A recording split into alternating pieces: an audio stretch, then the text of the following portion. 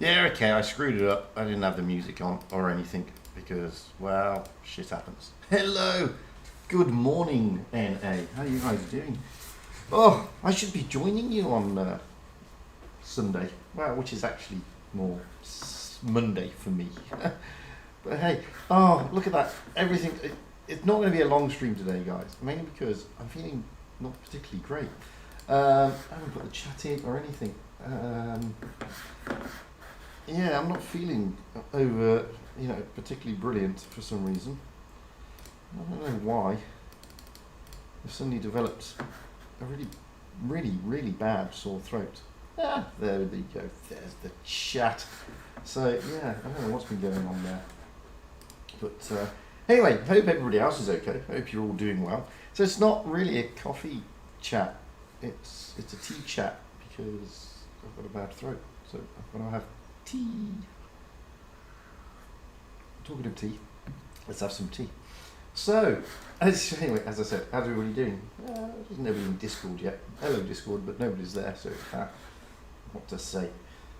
Well, let's start as we mean to go on and have a look at what's in the store. Well, the T34 is still there.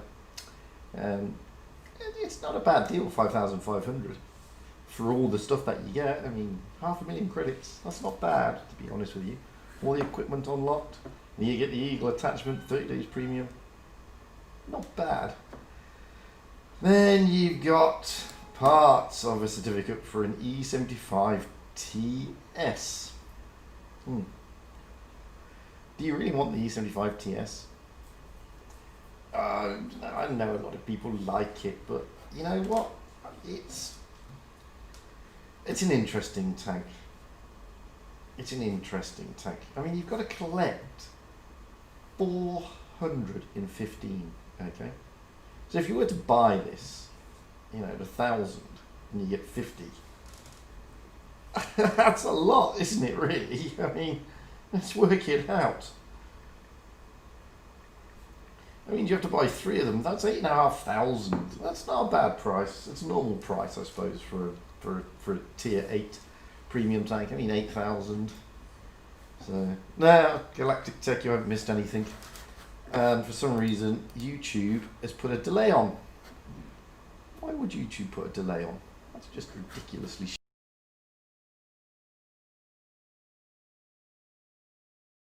but they're doing that. And, well, it happens. So thank you for that, YouTube. I appreciate every single minute of it. And they put a 60-second delay, by the way. I don't know why YouTube have done that. Like I said, it's very annoying. So yeah, I mean 8,500 for a tank, but you only get the tank if you do that. You get that 10,000 XP. Do you want 10,000 XP? If you want 10,000 XP, you can get that.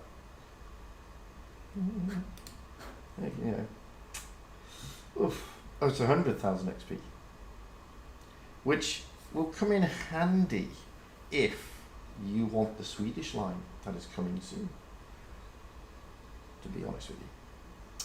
So, yeah, it's 10,000, it's 100,000 free XP. And it's only to convert it at a favourable rate. And you can do that one, you get 10,000 free XP. So, 2,000 free XP. And you've got the Eagle 7 still there, and the Alpha Predator containers if you're daft enough to buy those. And the Object 252 is still there for 10,000, so it's cheaper than the TS, E75 TS. But only if you, I mean, it's about the same price, because like you get the tank and the slot. With the TS, I don't think you get a slot when you get the tank, I think you just get the tank. To be honest with you, I think you only get the tank. So, you still got the Royal Patrol, in the Excelsior, the Matilda, and the Angry Irishman. And you can get all those. And then you've got the Versatile KV3 if you want that. And all the usual stuff that's in there. What about in the bundles? Well, this is where it gets interesting. So, you get a random tier 4 to tier 8. One container each tier, which is interesting. It's quite expensive, and it is interesting though. Now, if you look at it down this way, I mean, they're all premium tanks.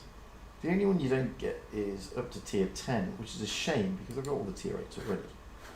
So if you have a look at the tier 8 one, I mean, you can get the Glacial, the Patton, the Jag Tiger, the CDC, the Action X, the Chimera, the Chieftain, the Chrysler, Defender, E75, FM.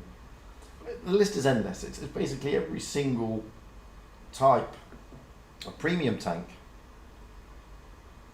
that is in tier 8, and as you can see, the list is never ending.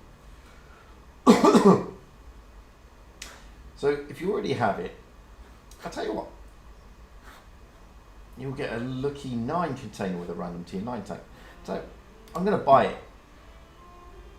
Oh, I can't buy it. I don't think. Well, maybe I can. Okay, I did. Okay, so I bought one. Let's just see what this is all about, shall we? So I bought one. Yeah, I've just spent $20, which is a bit daft. So I bought one. And now I'm going to go and see what I actually get from this. Let's have a look, shall we? So where is it? There it is. So this is a lucky tier 8 container. It's all the tanks there. Let's open it. I've already got that tank, the OAS2 SH, so I get a tier 9, and then I can only get those, and I've got all of those. So I've already got the T55A, so I'm playing that. So I get a tier 10. So then I've got all of those apart from the VK9001P, which I guarantee I won't get. Damn, I've got the Chieftain, which is no good. So what did I get? I got 2,500 gold. So that was not good for me. To be honest with you, that really wasn't good. I lost money.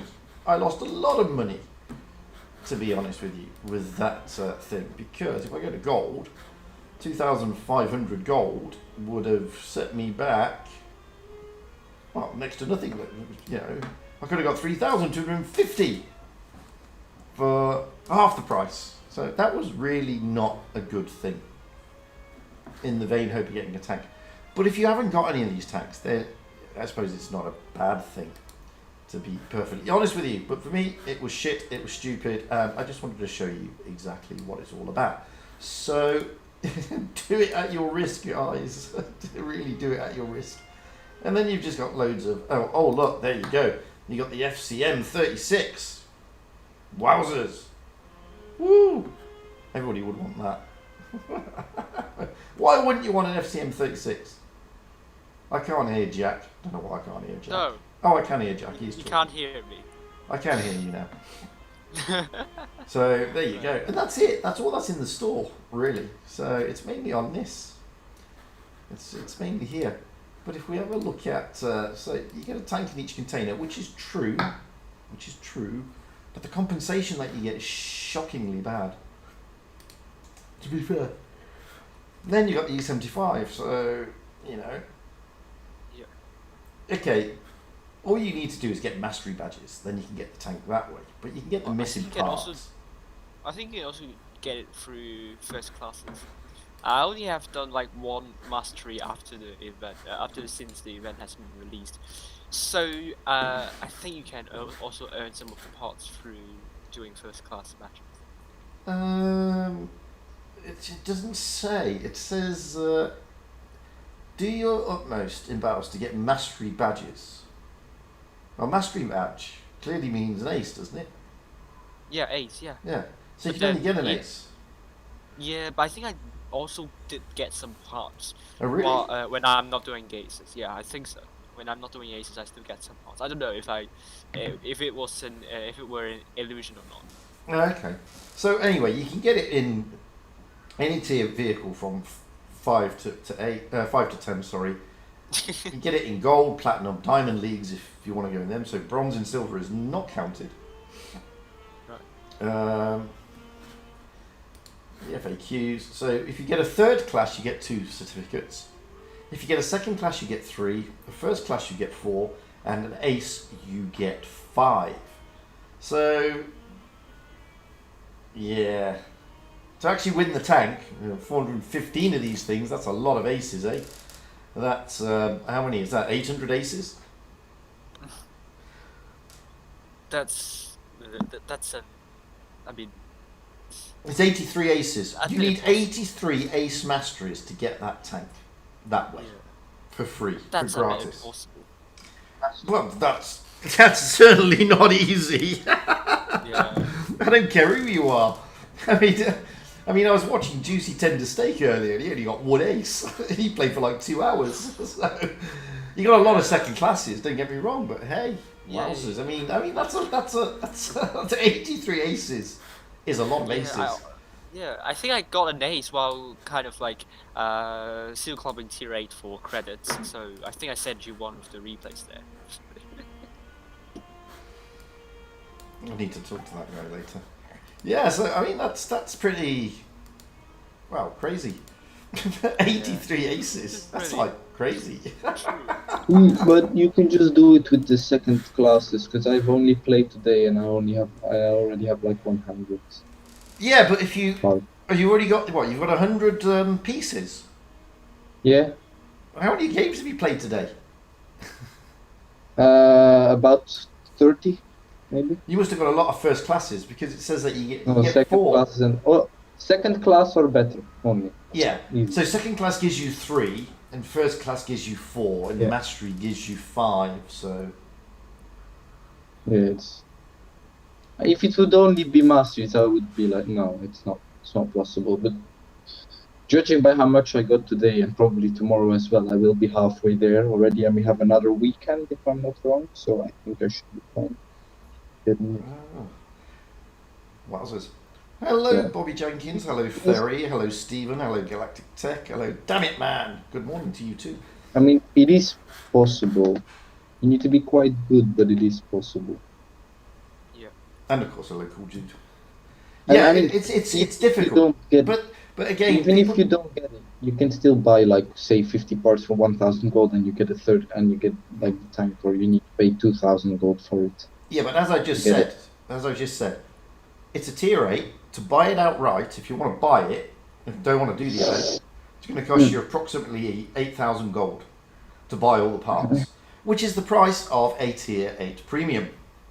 In fairness, so the idea of this again is not to Give it for free, obviously, but to give it on a discount. yeah, it's obviously not to give it to you for free. It's obviously to get you to play the game and get the cost of the tank down. And if you've already got 100, then you only need 2 of those bundles. And 2 of those bundles, what was it? I can't remember how much gold it was now. But you get 2 of those bundles, that's another 100. Then another 2. So you can get the price down quite substantially, I would have thought. Which is the whole idea and what Wargaming aims for. They don't aim to give you the tank for free, guys. They aim to give you the opportunity to get the tank for free, but more likely to reduce the cost of the tank so you can purchase it. That's the main deal. And they're doing it for gold, so it's not like they're saying you have to buy it for real cash. It's for gold, so that's not too bad. To be honest with you, that's not too bad. And as you saw, the Object 252U is just on its own as a tank is 2,500. So Yeah, I think it's a really good price, the 252U. it's not a bad Actually, price. It's not a bad I price think considering. it's really good. I think it's pretty good price. Yeah, I mean considering what else is out there, it's not bad. It's not Yeah, bad and at all. considering it's a very commonly used Clan Wars tank, I think it's a really good price. Yeah, well, there is that to it as well. And God, I'm really sorry about the delay on YouTube. I haven't put that in. YouTube have put that in, I'm afraid. You don't want to like put it out and then forgot to put it in Yeah. in the live stream. YouTube have put the delay in, and they do it because people are still going around shooting people on live stream. So they keep adding to the delay. So at the moment it's about a minute to what I've calculated, and that's not me doing that. So I apologise in advance. And I think you also set it to normal latency, which is going to Yeah. like 20 seconds of delay. Absolutely. So it's a pain, but YouTube do these things and they do them for proper reasons, unfortunately. Yeah. And by the way, you're watching Scarecrow, who I haven't seen. Actually, I still haven't played the game for almost a month, for various reasons. But tomorrow is the last day of the Prove Your Skill, aka the Ascent Tour for Autumn. So it is the last day. After that, then it won't be so hectic. As we go into the pro part of the tournament, which kicks off in about a week or so. Yeah. And that side of the tournament isn't as demanding as the Ascent. No, because there's a lot of games in the Ascent Tour. Yeah, a lot of games, but then you also have like the time, the amount of time you need to spend to stream is also not as. I mean, it's still a lot. I mean, it's still like comparable to what we're doing right now. Absolutely. So I wouldn't necessarily say the Blitzcup preliminaries is any less hectic, to be honest with you. Oh, it can be. It can be. It can be pretty hectic. No, it can be less hectic than the Ascents. The Ascents seem to be never ending sometimes because it lasts over a month, and the preliminaries don't last that long. So yeah, that's true. And then we go into the onlines this year. There's no offlines; they're onlines this year. But we'll get more about that later as we'll get more about later. Yeah, as we find out. Let us know who do you think would be the streamers there. Yeah, I'd love to know. Yeah. That's a great mastery by the Scarecrow there. J4F, 5,301 damage in the T34. Nicely done, dude. Yeah. So a couple of other things as we're on to tournaments. As I said, tomorrow is the last day of the Ascents. Yes, we know the topic already. Oh, I pressed the wrong button. Sorry about that. Oops, that was my bad. I pressed the wrong button. Did you press end stream button? No. No. No, I did not do that. Oh my god! Instead of double pressing the tank when you drop the progress bar down on the replay, I pressed back button. I don't know why I did that. Like I said, I'm not feeling too great today, guys. So tomorrow is, as I said, the last day of the Ascents, so to speak. I will be streaming Asia, but Jack, I believe, has got the coin stream for Asia tomorrow. Yes, it is true. Now, as it goes with Asia, well, it's pretty much settled up there.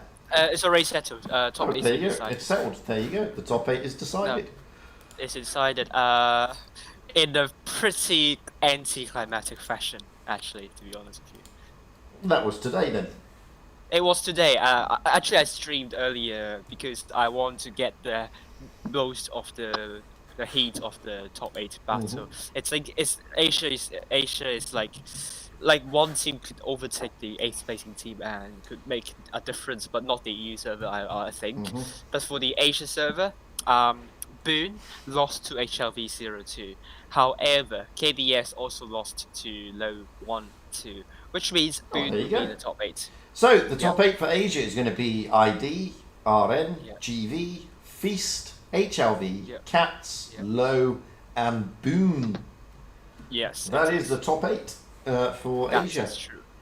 Moving over to what we then have is EU. Well, EU is pretty much, well, it's kind of I don't think it will change. Unless Bear was going to do another champion. It's going to be a champion tonight, tomorrow. That will be different. Vale are on let's say they're on 37,000. Yes. For them, they need approximately 3,000 to overturn APA. Yes. So to do that, they've got to get there today and win the final today. Get there tomorrow and win the final tomorrow, with APA not getting there tomorrow. Which is a tall order, let's be fair. Yeah, it's not really possible, in my opinion. No, I think it's a tall order, but you never know, and we'll be there to see it tomorrow. So at the moment, for the top 8 for EU going into the pros, we've got Legion, Endgame, Raid, Immor, Win, Loka, Sols, and APA. With that cloud over APA, because nipping at their heels, Vale notwithstanding, is Mercy. Yeah.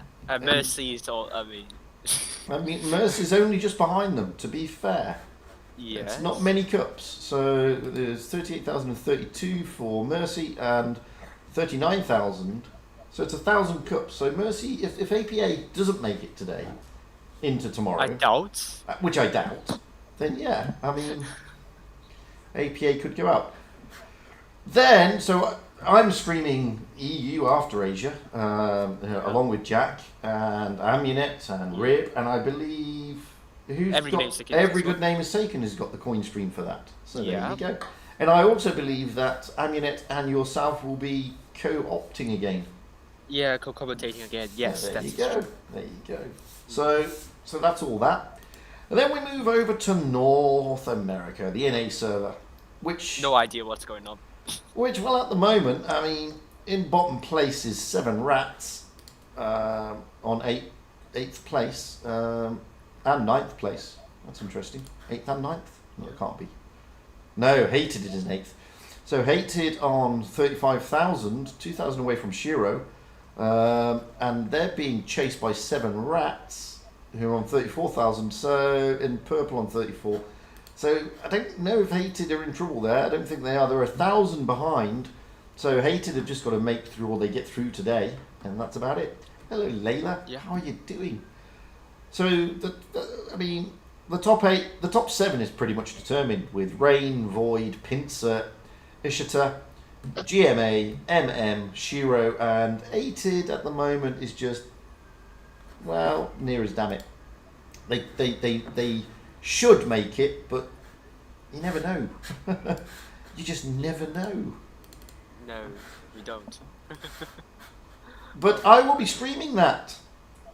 I don't know if Yeah. I've got the coin stream, but I'm definitely streaming that. You got a coin stream. I've got Yes. the coin stream, there you go. Look, so I will be streaming that, guys, for North America at God knows what time in my life. Early. Very early. I feel bad for you after all. You know what happened to certain streamer, but yeah, I feel sorry for you. Oh, it happens. But yeah, no, I mean, I don't mind streaming NA. I just can't do it all the time. It's a killer for the time difference. No, you can't. But it's the last one, so it'll be nice. It'll be nice. It will, definitely. It'll be interesting to see. So all of those people out there on NA, come and say hello. Hello. So that'd be good. That'll be it, and then we'll go into the Pro Tour, which once the top 8s are sorted, there'll be a break, and then the Pro Tour will then be scheduled for October. And then once the Pro Tour's finished, and we know what the standings are then, I don't know how it's working yet, I've not seen all the details or any of the information on it, but then we'll be going into the onlines, I believe. I'm not sure how they're going to work it yet. I'm waiting I to think see. it will be best of 7 single round robin. Well, I don't know. I don't know what they're going to do, because if they're going to, if I mean, it's November time, isn't it? Bliss Cup preliminaries or Bliss Cup? Let's have a look a minute. Let's see what Which basic Bliss information I've got. I don't have much information at this stage, I'm afraid. I have a little bit, but not a lot. Oh, I can't find it.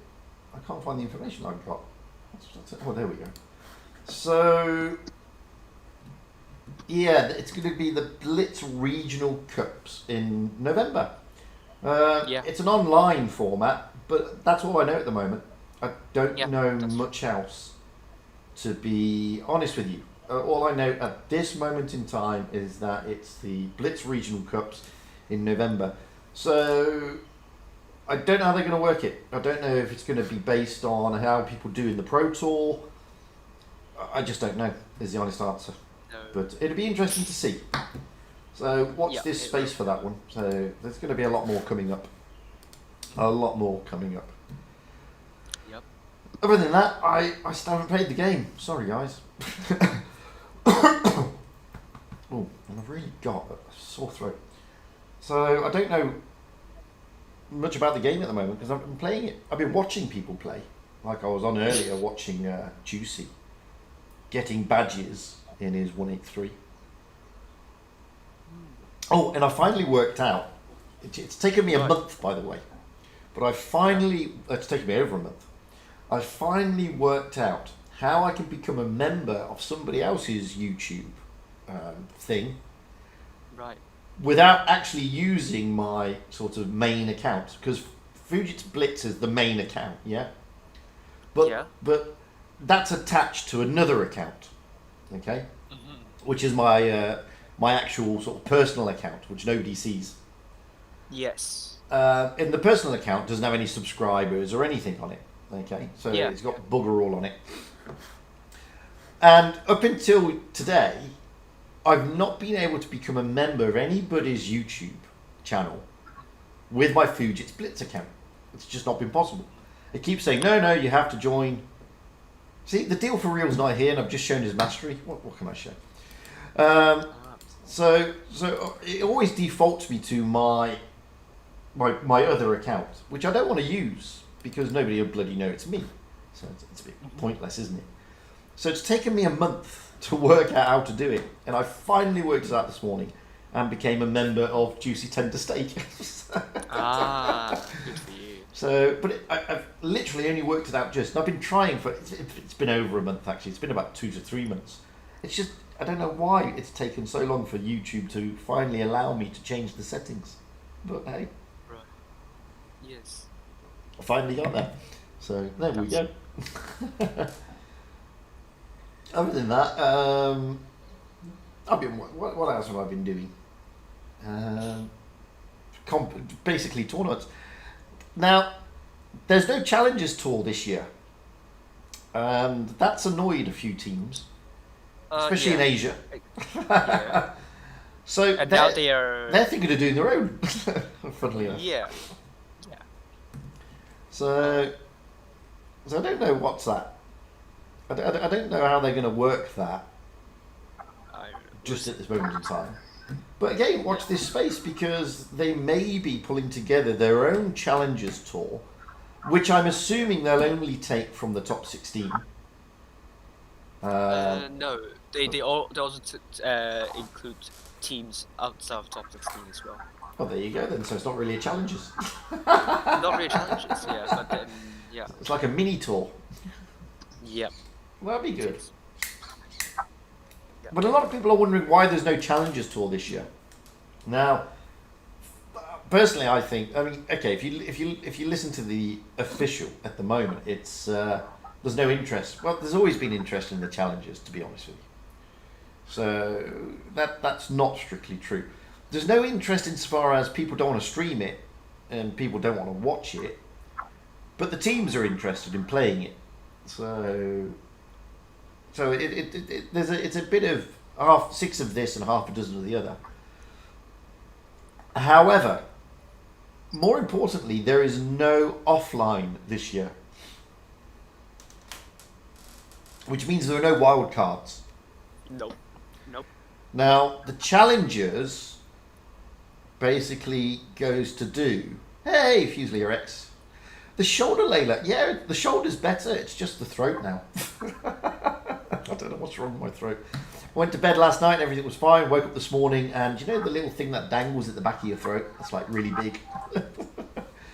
And every now and then it's like latches onto the top and my throat's quite sore. But hey, that's a different story. Maybe because I'm just falling apart, old age and all that. But there's no wild card because obviously the challenges normally get you to working out who the wild cards are. Yeah. To jump into the wild card tournament that gives up spaces if you're on EU and RU to get you into the offlines. With no offlines, there's no wild card. So there's no point in having the challenges, realistically. And then Wargaming also mentioned a really big reason is that they think that the teams are not interested in challenges at all, which is probably not true. Which is definitely not true for the EU server. Maybe true for NA. Maybe true for Asia, because you only saw like one of the clans there complain, one or two maybe, and then RU server claimed by Rexy that it's not popular as well. Well, it's probably true on the RU server. It's probably not popular. I don't know is the honest answer about RU server. I will ask some of my RU buddies who are on that server if they're interested. Yeah. But EU has always been slightly interested. Well, I mean, I don't personally buy that the RU server is not interested because of that wild card. The RU have always had a wild card, and so is EU. NA and Asia don't. They've never had one. So the interest from NA and Asia in challenges is understandable to an extent. To an extent, yeah. Because they don't get that wild card. Now, I can't believe that RU won't be interested. Especially when you can get a wild card picking to get into Twister.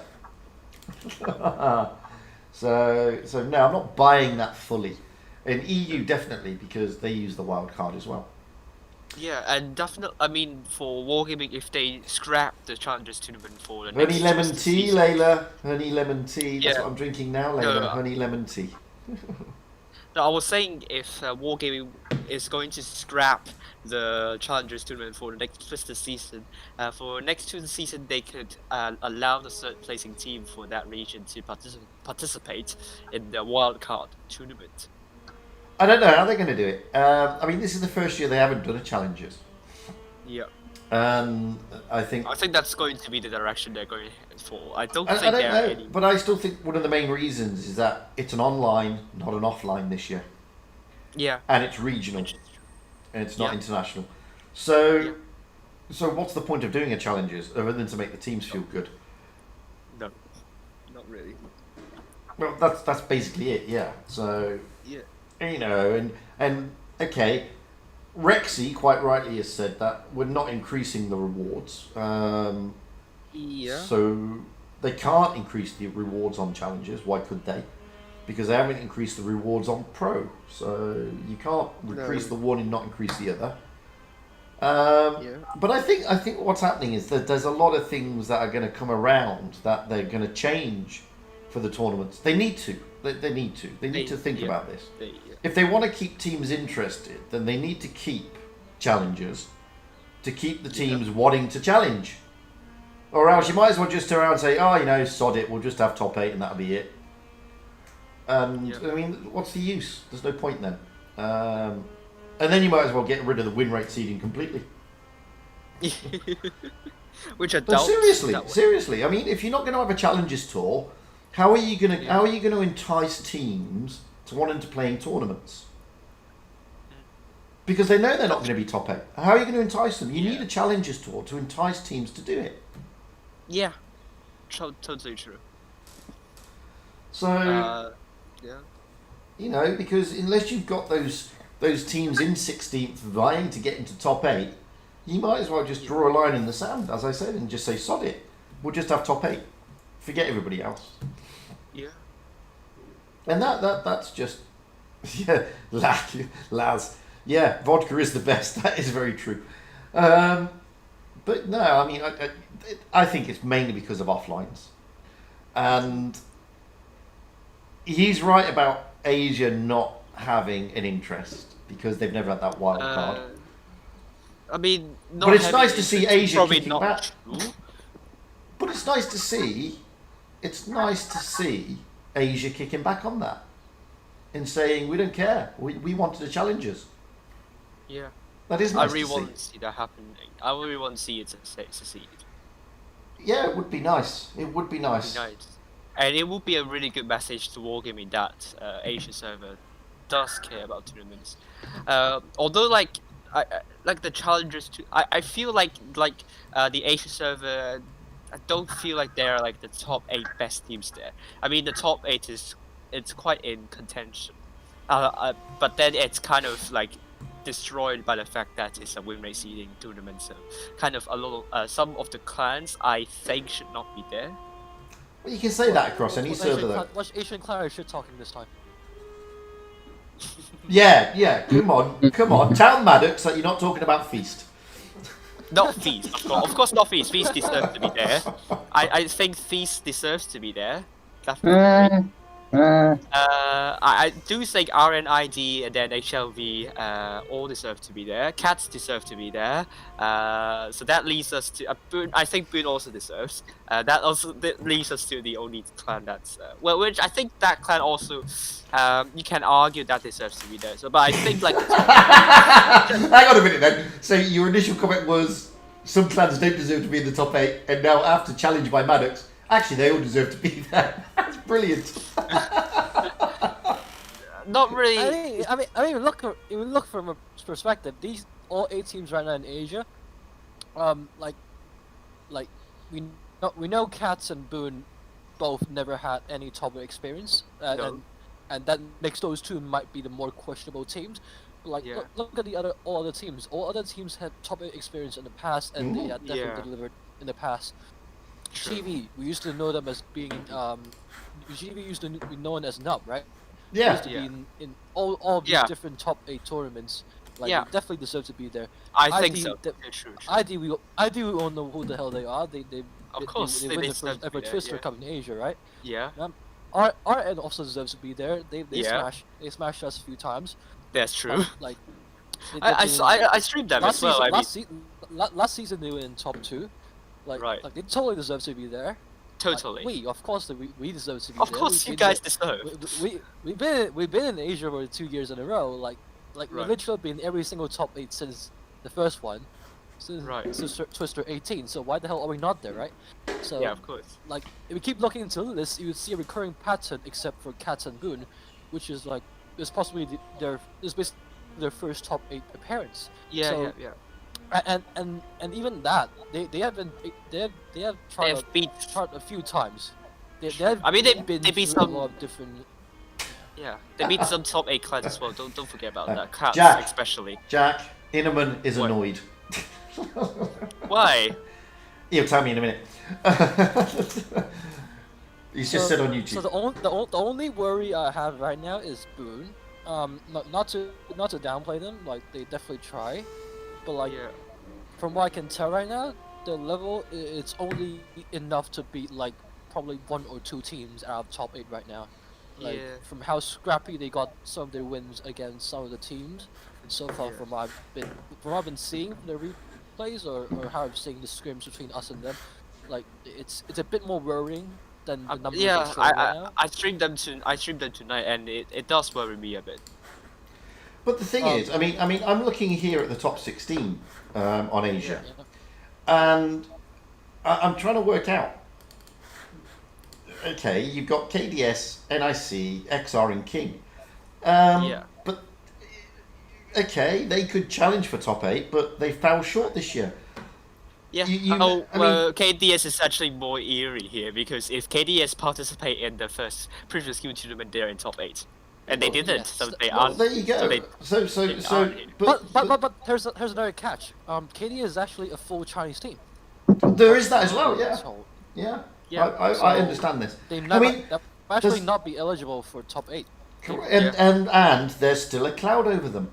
Now, I've Yeah. heard people mention on Asia, Calm and Nova. Nova is a brand new clan, really. Yeah. Yep. They are. And- Nova from what I know, Nova is a new clan. They haven't proven themselves much yet, but Nope. like from this season, like let me see how they did this season. Okay, they landed at the 19th spot, so it isn't that far. Like it isn't the furthest from like top 16, that's for sure. Like from what I can look at their score, they've been knocked out from before even reaching. So they never reached the second day Yeah, until. yeah. yeah. So Wait. so they're basically being fucked because of there's not enough weaker teams in Asia just to participate, boost them up Yeah. second day. Like if Because we Calm start and seeing Nova are weaker down in the teams- lower echelon at the moment, down in 20 or something. No, Calmus, Yeah, I we- think, is 13. 17 and 19. Calm is 17, 17 and 19. Nova is So 19. but Oh yeah. these two teams are very typical of like of a decent competitor, Mhm. but Yeah. they're just being screwed up by seeding over and over again. Like if Yeah. you put them in the second day, they could definitely do some damage to some of the teams that we know. Yeah. But like Low. they could do some damage even to Boon Low and Cats to some Mhm. extent. Sometimes Yeah. maybe even HLV. Like the chance of doing damage to top 8 teams is not zero, and that's for sure. Yeah. But it's just that they're always being paired because of their seeding. Like they just Yeah. keep being paired against teams that like it's just way stronger than them. For example, GB, like ID and RN, or even us. We literally faced Calm once, and we just basically slapped them because the seeding. Yeah. And we have to win them. There's no choice of us giving them the Oh, absolutely, No, because like absolutely. we have to go to second day, right? Like it's just Yeah. there's no choice. Like So, like right now in Asia, there's like simply the ratio of potential contenders versus the actual teams is actually too much. So Yeah. like it's basically half of the time, like for all 8 sets of tournaments so far, basically more than half of the participating teams are top 8 contenders, and you can see yeah. how big of an issue that would make because you're That's basically really true. because you're literally shuffling down from 32 teams to 8 teams in one go. Yeah. So you might as well make that top 8 right away instead of Yeah. just keep going torturing everybody for Right. another 7 sets of tournaments for Right. no reason, So, right? so kind of my point is, it's not really saying some clans do not deserve to be there. I mean, the top 8, I think, yeah, they have proven themselves to be in the top 8, but more of like what Metal says is kind of the seeding that was actually deciding. That was actually playing a quite huge factor in deciding the top 8. To be honest here. I mean, Like, I've been watching what they're saying on excuse me, with my sore throat. I've been watching what the discussion's been on seeding on Discord, on the official Discord, and yeah, you know, you could do it this way or that way, blah blah blah, and you know, you could make it overly complex, but I thought, you know, I looked at it and I thought, well, why don't you just make it easier? Take their win rate, and I gave an example. Take a win rate, say your win rate 70%, but say you came 10th, for example. Right. Then in the previous season, then you get an extra 10 points. So now you get 80% win rate, for example. These are rough figures. And then let's say you've got a 65% win rate team who came 5th. And they will get 20 points, which makes them 85%, which puts them above. So you could do it, obviously, you'd have to work the numbers out, like they do in Formula 1. If you come first, you get 10 points, then 8 points, then blah, blah, blah, and downwards. Yeah. And you could work out the win rate seeding that way. You could say, look, win rate seeding we can do, but depending on your performance, you get bonus points. Yeah. Which we add to your win rate seeding. And so if you're 70% win rate clan, you've won Jack Squat, you get 0 bonus points. Yeah. And if you're a 60% win rate clan and you came first in the last season, then you get, I don't know,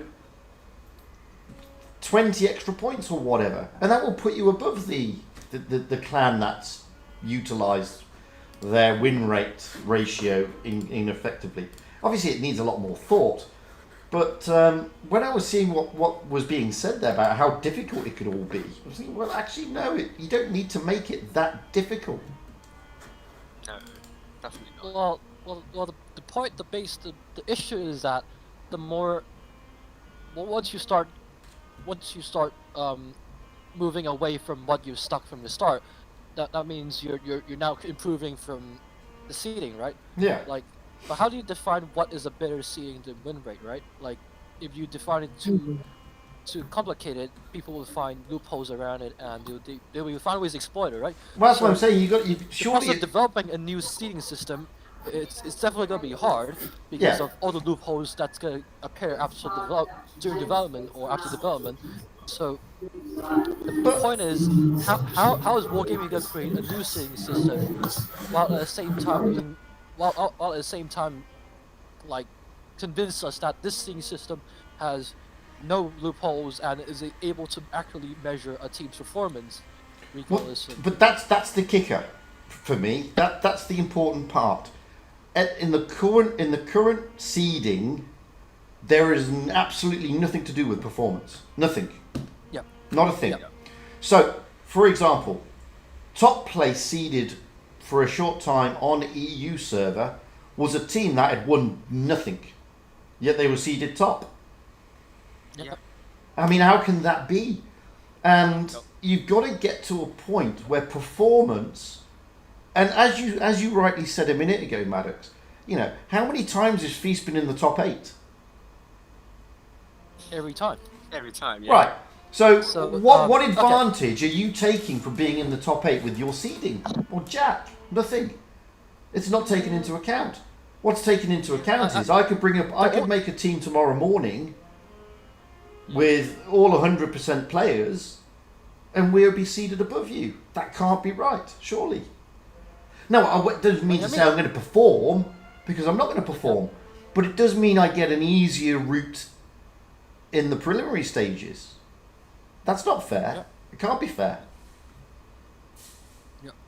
I mean, yeah, I'm definitely a bit bitter about the seeding. Like, you can see CHATS are using 80% accounts by now. Like, we basically we actually used a 90% account at the start of the season, but I was like, okay, we need a 10th player because our players start missing, so we just need to drop the seeding account. Well, because our original plan was have the seeding account to just basically mitigate the effects of our lowest win rate player, so we're making sure our best 7 doesn't get too dragged down by our 7th player.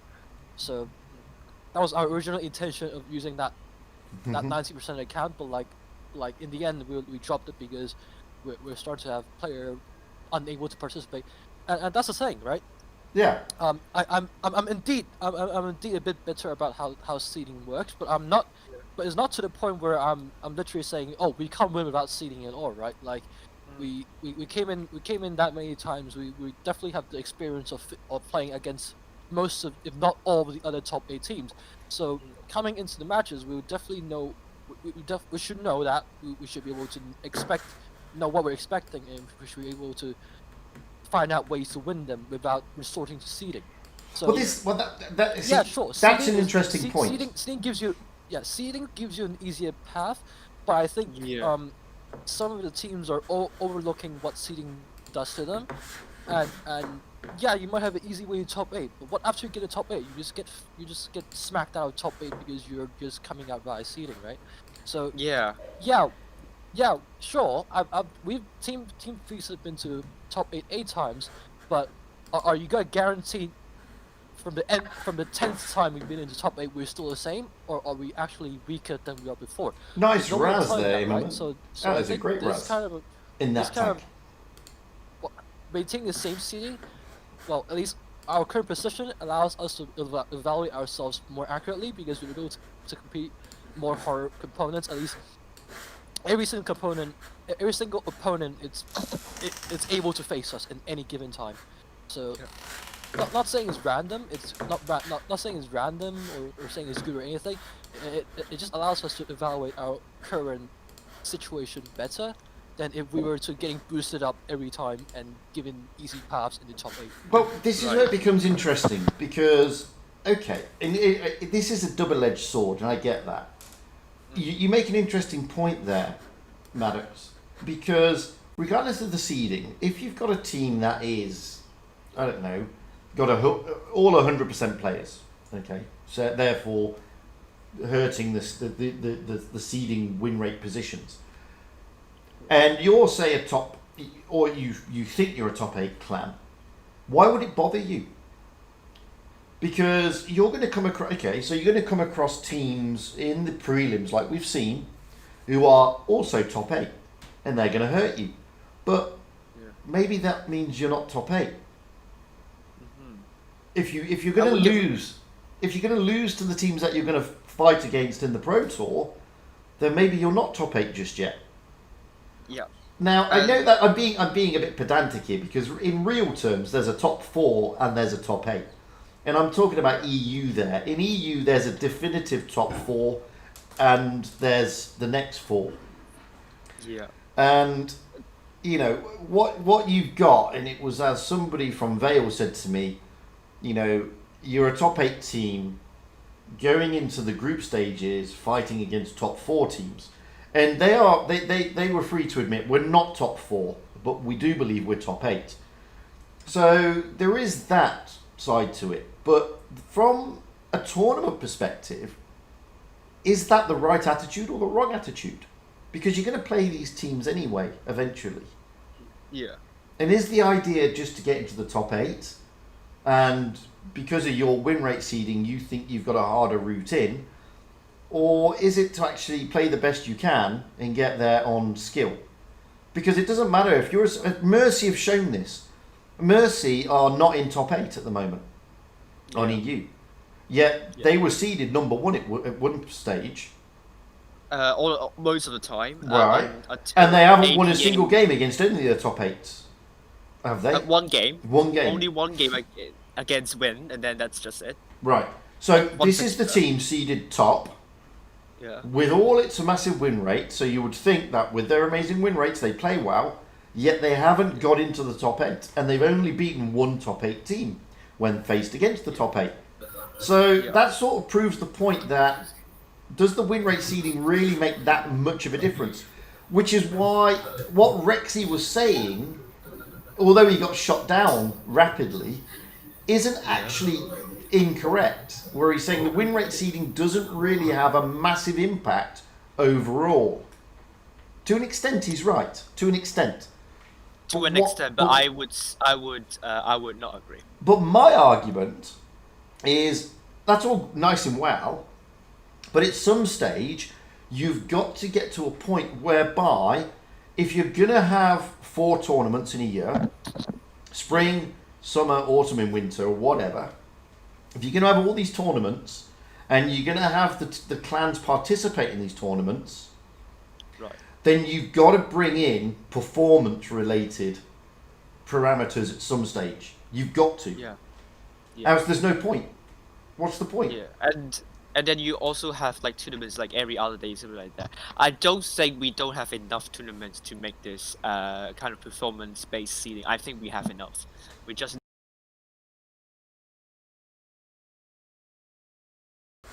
other day tournaments. I think it's totally enough. Like you don't need like tournaments every day to kind of get the performance-based seeding. No, and you don't need to use things like the quick tours or anything like that. Just the proper tours. No. These tours. Use these tours to work out the positioning for the seeding. Base that for your performance. Simple fact of life. I don't think that's overly difficult. No. Of course you're allowed Innerman. Of course you can. Oh, Innerman, why is he angry at me? Or annoyed? I don't know. There goes my cough again. Sorry, guys. No, Innerman says he said he will join. He's angry. No, he said he will join in a bit. But he's also said that disagree a bit on how do you watch on the same things in general. Yeah, no, that's the point. Not everybody's going to agree, and I'm not expecting everybody to agree. And what I'm expecting is a melting pot of ideas, let's say. Yeah. Because you'll see it on the Wargaming Discord server, guys. They turn around and say, "Oh, you're all very nice at moaning, but nobody comes up with any suggestions." Well, Jack does, and the idea is we want to get to a point where we can put suggestions across. Yeah. That are realistic, because tournaments at this moment in time do bring in good audience for them. And when it brings in good audience, it also means it brings in free advertising for Wargaming. Yeah. Yeah. That being the case, then I've said it once and I'll say it again. Tournaments have evolved from whence they first started, and it's time to reshape how they are. Considering the fact that we can count on our hand. Maddox has said that Feast has been in top 8 almost since day one. And that was what? When they brought tournaments in what, 2016, was it? No, we weren't top 8 back then. We were top 8 when the first professionals tournament came out. That was 2018. It was split Yeah. for all other regions except Asia, but it was Twister when it was Twister when Asia got the first professional tournament. Right, so you've got 2 years of it. We've got Raid, who have had how many years of being in the top 8? And Loka and all the others. So we've got years and years of data. And I admit, okay, people have changed here and there. Teams have rotated. But there's got to be some kudos going for the clan, not just the players in the clan. For example, you know, in Spain, Barcelona is not ranked number 1 because they had Lionel Messi. It doesn't work that way. No. It's based on a lot of other things, and performance being one of those other things. Yeah. So we've got to get to that point at some stage. And I think nothing's going to change this year. Nothing will. But Wargaming, we've got to revisit this at some stage if they want their tournaments to be a success. And I think their tournaments can be a success. Yeah, true. Because, I mean, I was speaking to Aminet about this. I mean, they've got almost the perfect criteria.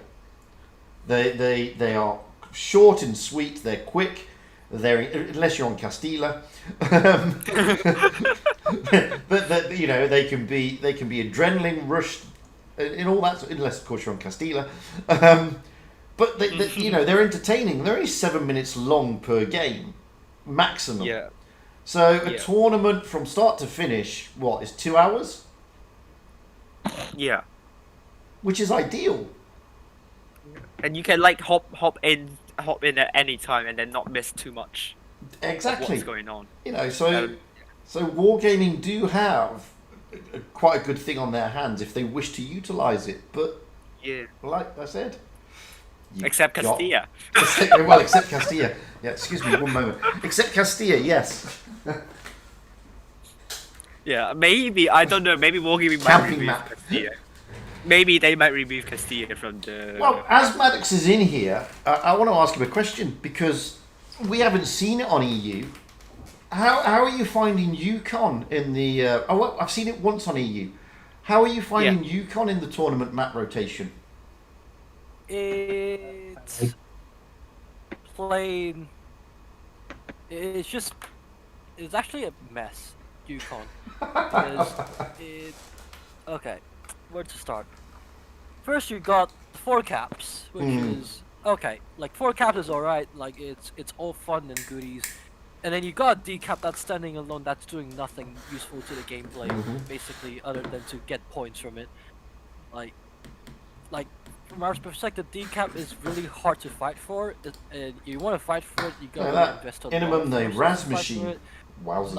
Like it's not a fun cap to play for unless you just want to get the points out of it, and like an enemy's not contesting it. And then you got this 5-point tech, which is annoying as heck. Like, imagine if both teams hold 2 caps, and you have to kill a tank. You have to do it in like 20 seconds, otherwise you lose 100 points by then. So 100 points will take them in 20 seconds.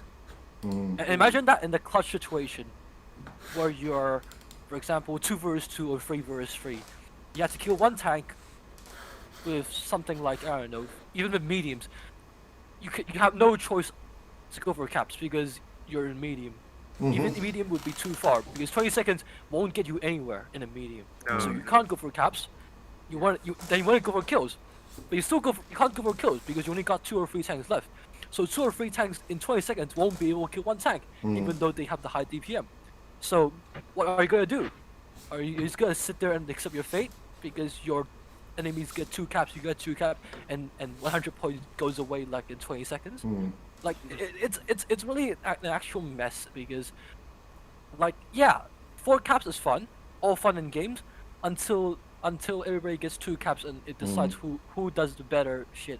And you have the faster tanks, but so what? You can't go for caps, you can't go for kills. You're just waiting there to lose. Well, like what that's I found the interesting issue with Yukon right now. I streamed you with you ID the other day, Feast against ID on the map, and later on that evening we also had it on EU, and there seems to be, and I don't know if it's just because of the strats that all the teams played, I don't know, because they were different types of strats. to an extent. But it all seems to be that one spawn point has an advantage over the other. ID beat you in the first game, and then you played a similar strat to what they played, and you beat them in the second game quite convincingly.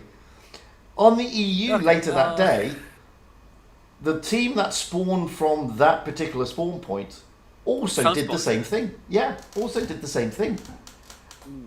It was, you know, I'm slightly thinking, is the map balanced enough for tournament? I mean, and I know it's not been rotated enough, and probably a lot of people haven't got a lot of strats on that map just yet. But there does seem to be a bit of a brawl around that A cap area and the middle side, which is interesting. Okay, so I want to explain how we lost that game, actually. Without giving You should have won it, but they capped out. Yeah, we should have won it. But the issue there was, actually, we sort of did not actually did the correct. Well, so what happened in that game was actually the team didn't fully understand what the strat was requiring them to do. So we got a few tanks actually did not understand what they were there for. So when the ID was pushing the mouse in our backs, and they were pressuring middle, our first shot should have been to push that A corner because they are weaker on tanks there. But what happened instead was our tanks, or it was our E5s who were supposed to be leading the charge with me.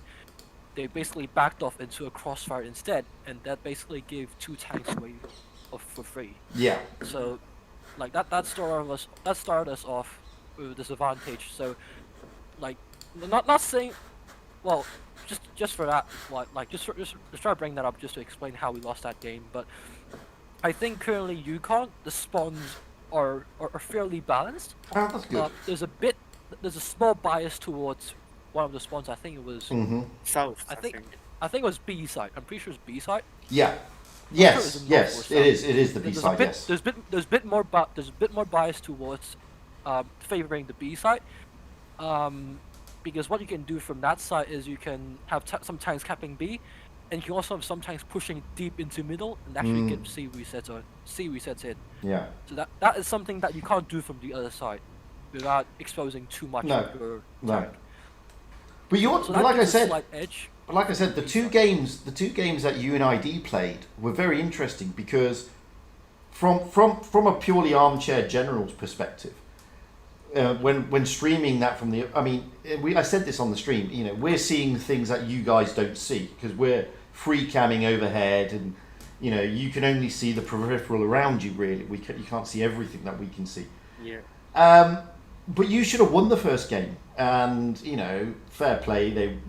They got all 4 caps, but you know, hit point wise and focus fire wise and tanks and guns on the battlefield wise, you had the advantage and you should have won.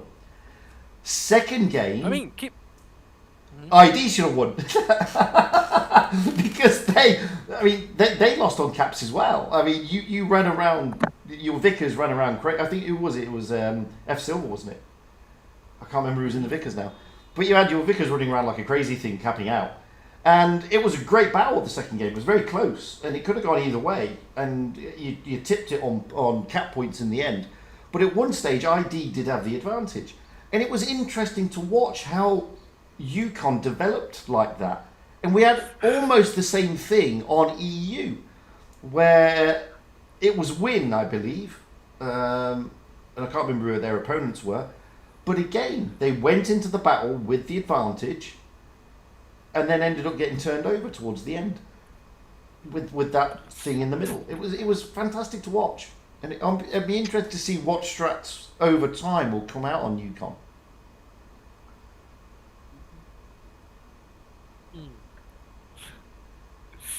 And then we won't talk about Mayan ruins.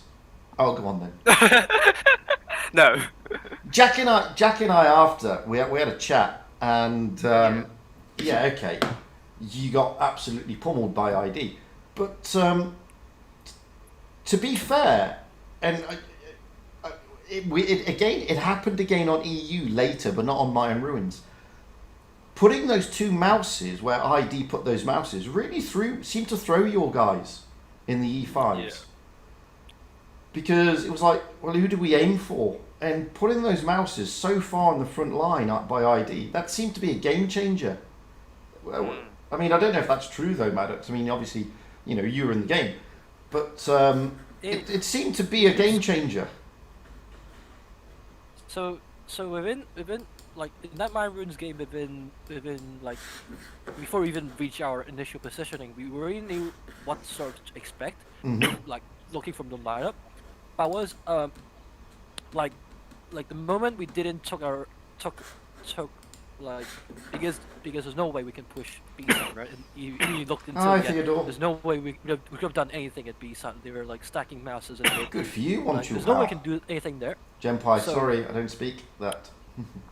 So Sorry guys. so our only I pressed mute. Yep. So our only option there was to actually take C control early on, but we actually never done that. So we basically missed our early opportunity to get an advantage, and we just got sort of got locked down because once the game once everybody's in their positioning, it's really hard to move them out of the spot and start changing the game with our sole mediums, because our mediums are even matched with their mediums. Or actually, not even.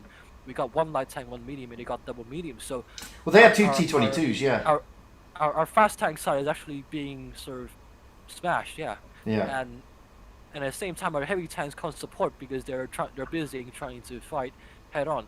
So we knew what they would have done, what they had done there. It's just that we sort of chose the worst way of dealing with their approach, so to say.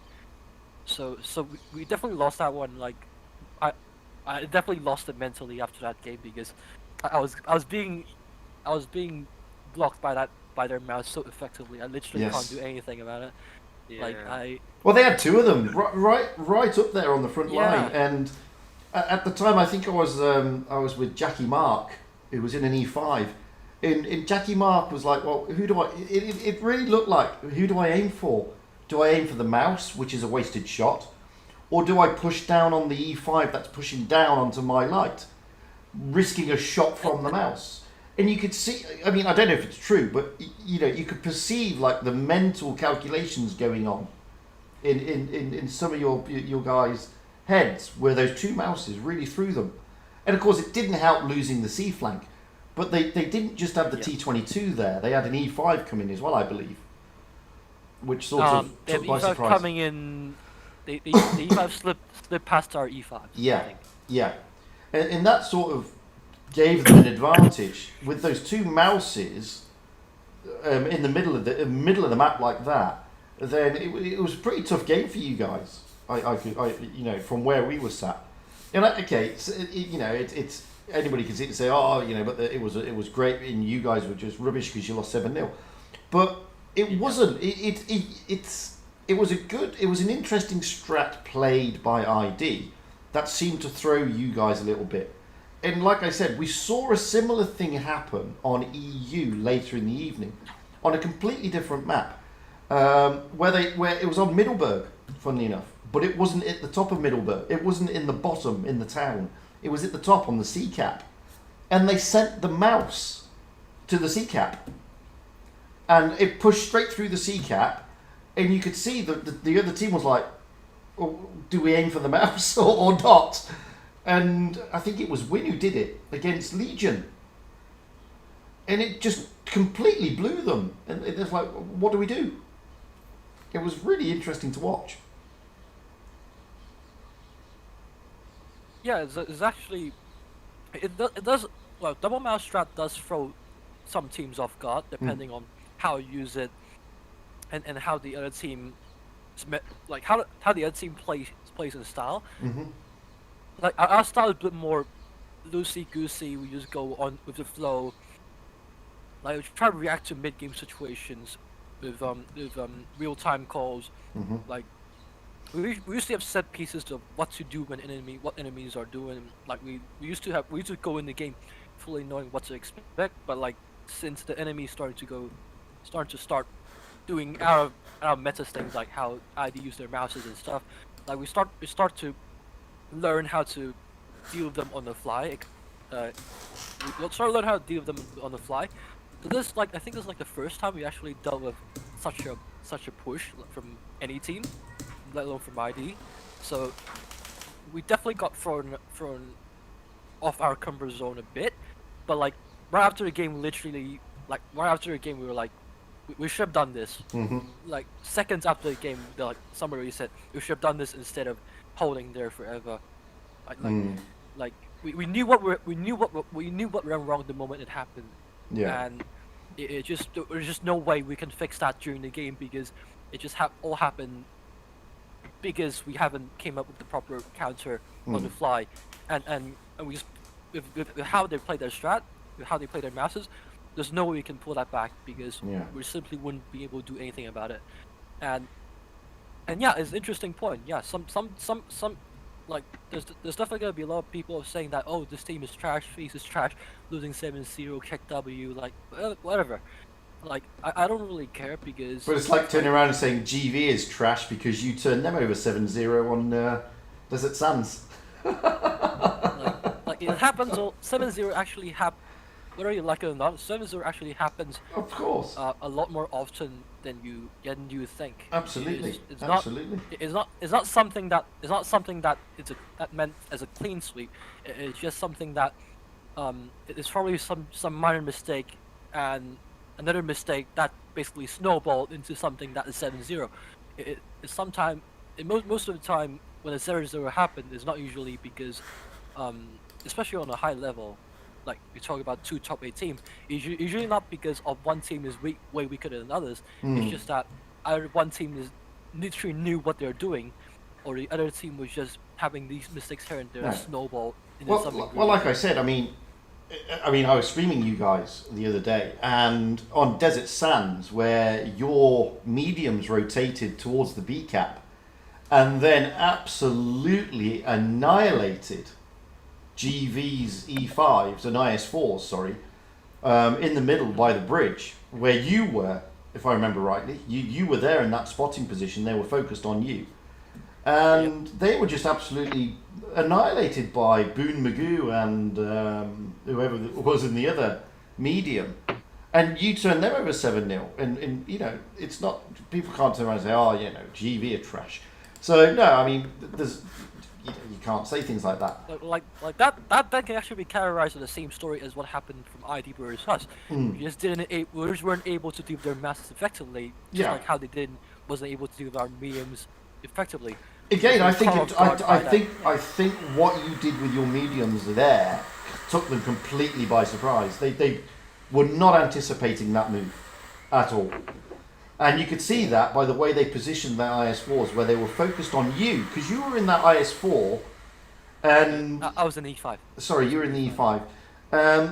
But where you were positioned, it looked like, oh well, you know, poor old Maddox, he's a bit out of position here, and he's got 2 IS4s about to come in, or an IS4 and an E5 about to come in and give him a hard time. To watch those 2 mediums then get round the back and just add unfettered shots across the map was unbelievably good to watch. So you know, strats like that, it is interesting. It is interesting. But there was something else I was going to mention as well. Oh, that was right. Whilst I've got you here, as I said, I was talking to Anyanet, and going back to the mouses. So Zerd, who used to be lead of R2K and now plays for Legion, says, and you know, I appreciate different clans and different servers have different methodologies. But what Zerd has told us that one of the methodologies they employ is aim for the weaker tanks. So, for example, if you see a WZ113, that is priority number 1 for the heavies because it's a weaker tank, and the mouse is last on the list. Do you guys have a similar mentality in your team? I'm not asking you to obviously give us your strats here, just an overall mentality. Yeah, it actually has nothing to do with strats, so I'm actually happy to pull this out.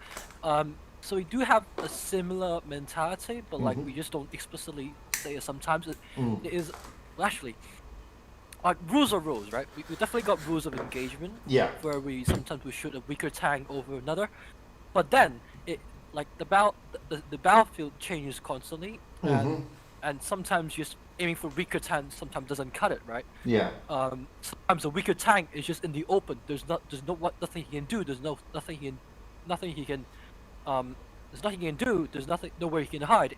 Then what is the point of focusing everybody on him when there's actually more dangerous target you should be starting to focus on instead, right?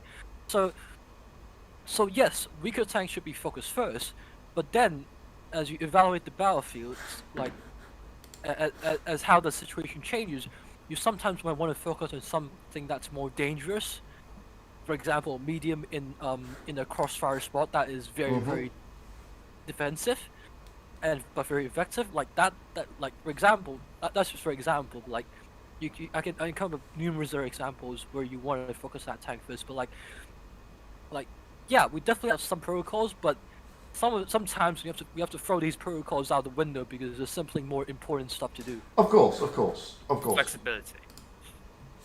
Yeah. Of course, but I'm assuming that when we do have some protocol, like we just don't have them explicitly stated out. Of course. Like we just sort of adapt on the fly. Yeah. Like, yeah, because we see on the EU quite a lot of the time that the teams will leave unless it's absolutely unavoidable. They will leave any mouse until last because it's slow and they know they can get around the rest of the tanks. But unless it's unavoidable, and when I say a lot of the time, it's unavoidable on, say, Dynasty's Pearl, realistically. But sometimes you'll see the mouse, and they'll just leave it alone completely, and you'll see teams driving past the mouse on EU to get at the other tanks, knowing that okay, I may take a shot from the mouse, but what am I going to lose? 400 HP, realistically. Yeah, somewhere around that, yeah.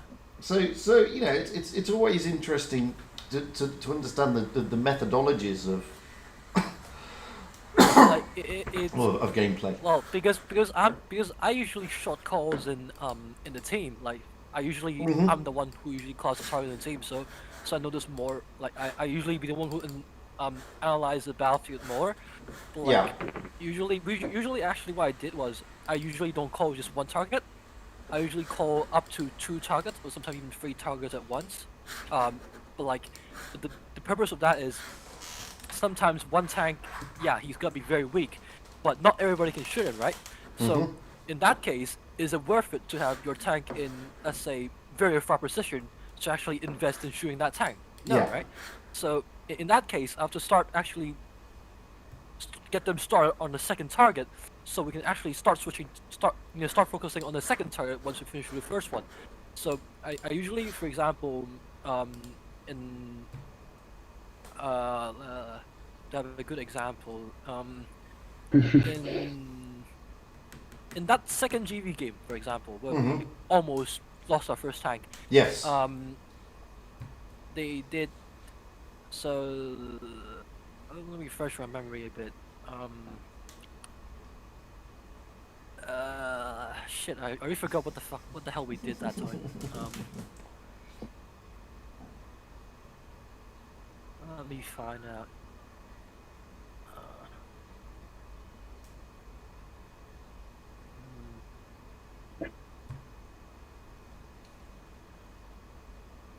What about the Dynasty's Pearls games against who was it? Boone. It was, I think it was I was trying to get the GV game, but I forgot exactly what we did. Okay. Like usually try to call out multiple targets before we run out. Because before the first target run out, because sometimes, like for example, he might just be too low.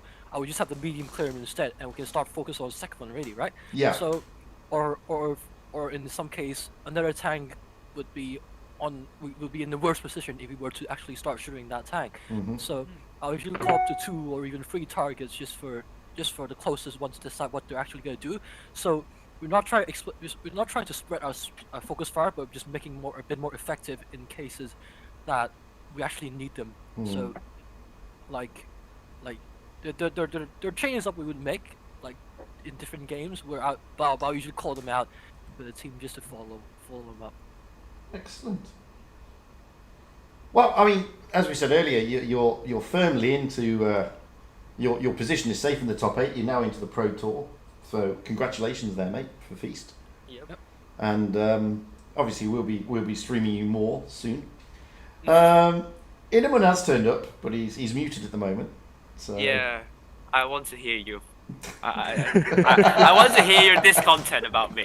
Hello. Hello. I just did not want to interrupt Maddox. I'm annoyed at you just because I'm annoyed at you. There's reasons. What? There should not be any reasons for me being annoyed at you. sounds Yeah, fair. but Does what sound did fair. I mean? Wait. Fuji said that he was annoyed with me. Yeah, I was, and I'm annoyed. Oh. Yeah. Why? Yeah. Because Why you're, didn't because you you're Jack. stream longer today? Why did I stream longer today? Oh. Yes. Yes. Damn it, Pro- Jack. I don't know you No. guys. I don't know you guys love my stream so much. Thank you. Sorry. Problem is, wargaming today didn't allocate me to a bracket instead of just the team. So that means being they got knocked out of the quarterfinals, I can't stream anymore. Okay. Matches status in the tournament. So that means I can't stream semi-finals and so on. Yeah, because they got knocked out. That's why I have to end my stream. And Eminem actually said really clearly about that. I was that hurt. also looking at my. Sorry. I mean, if you have any more to say, I mean. Just, No, that's fine. It was just not really good for the person from Wargaming side, but no. I mean, I totally knew that. I mean, it will take time for wargaming to kind of put me into a bracket and stuff like that. But I actually intended to actually just follow Boone and then just follow their bracket and so on. So Yeah, they so generally just follow they their. generally don't bracket us because they don't stream the group stages normally.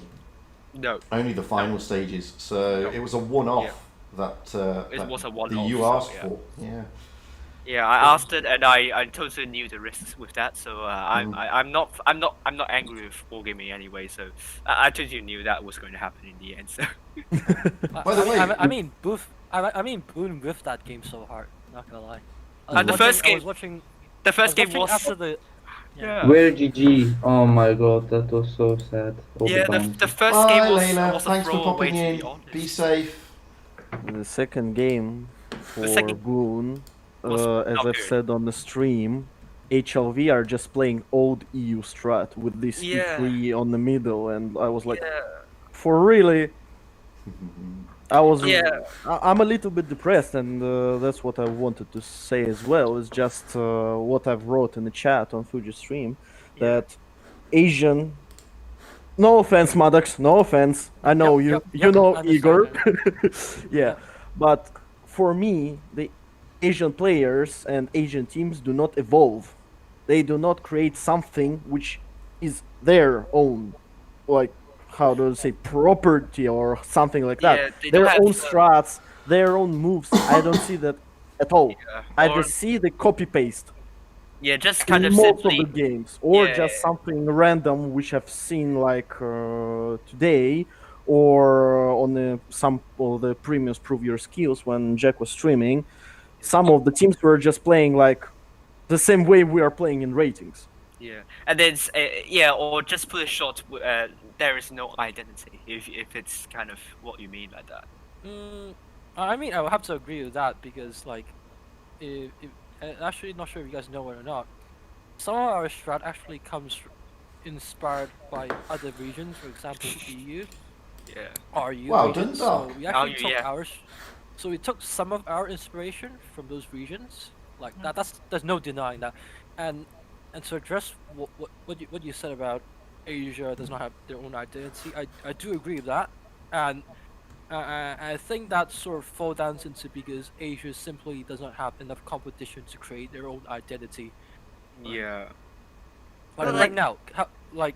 right now, even looking right now, even look at top 8, these top 8 teams are not constantly scrimming each other or doing in tournaments against each other. So the chance of us facing them is actually as low as is actually basically the same as us facing any other team in the server. So maybe this is actually like like obviously this does not help creating an identity for a server. But I think what hurts more is just that, like, how the teams are not coming online until the actual big tournaments are on. For example, what ID used to do is, they never play any tournament until the qualifications for the professional comes in, or like KDS, they did the same thing. They never play any tournaments until the qualification comes up. That's how they missed their first that's how they missed their first PYS, right? Yes. Yes. Like it's just sad. Like I'm not gonna deny the fact that Asia does not have its own identity, and I'm actually sad about that as well. But like, there's really nothing you can do about it, because there's simply no chance we can scrim against. Like, yeah, we currently scrim against teams like RN a bit. We scrim a bit with even Chinese teams in China server, like once in a while. But the thing is, these teams won't help us build an identity, because like, it's just that it's either they beat us or we beat them, and then we start fighting other strats that we beat them, and then they beat us. Like, there's only a two-way, right? There's no multiple ways going through the entire circuit that evolves the scene, right? There's only few teams that are practicing against each other once at a time. Like, there's no such thing as evolving the scene, and yeah, like, that's why I think about why Asia does not have its own identity, and because of that, like, there's simply Thanks, Theodore. just to borrow Have a space. lovely is Saturday, mate. established. Like, we all knew, like what everybody said, right? Yeah. Asia is currently like the smallest region, and like is like the weakest region. And I'm not gonna disagree with that, like, because it's really true. And that's how Asia teams try to maintain their form, right? They don't try to invest too much time in the strat making, because they knew that they don't have to require knowledge. They don't have to require, like, even if they made it, they would just fail, because either their team does not require experience, because they never actually play tournaments a lot, or just simply because there's no meta for those strats, right? Yeah, true. Okay, but the thing is, By the way, this is Vermilio of Vale. yes, Because he's the not thing is, introduced himself, he's just talking. on Asia you don't have these fuckers, the Polish fuckers that like fuck up the tournament matchmaking. So you have one thing. That, What about Russian fuckers then? okay. See, we were always going to go back to win rate seeding. Fucking useless motherfuckers. And as you can tell, Vermilio is very family friendly today. Fucking friendly.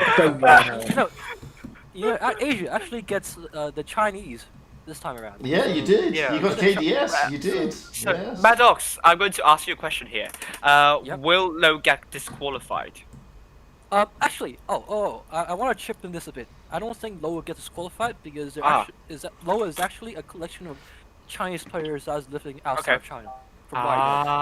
I see. Well, that's okay for because outside. That's Yeah. okay. Yeah, if they could prove that they are living in outside of China, then it's good. It's fine. So that's what I know. So that's what I've I been told. see. I That see. Loa is actually a collection of Chinese players living, or Chinese speaking players, not Chinese players, but Chinese speaking players living outside of China. Could That's also what I be know. could also be a concoction of, like, let's say Malaysian Chinese or Indonesian Chinese, Vietnamese Chinese. That means there is a very huge population of Chinese in these countries. Yeah. So that's what I know.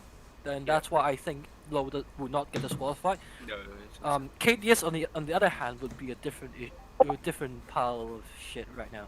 but then they're not in top 8, so No. But before we go back, because I know Inneman had something to say on win rate seeding, and I definitely know Vermilio has lots of things to say on win rate seeding. Before we go there, Galactic Tech Creators asked on YouTube, and I'll take the opportunity while I've got you all here, is what maps do you think Wargaming should rework for tournaments? Middleburg.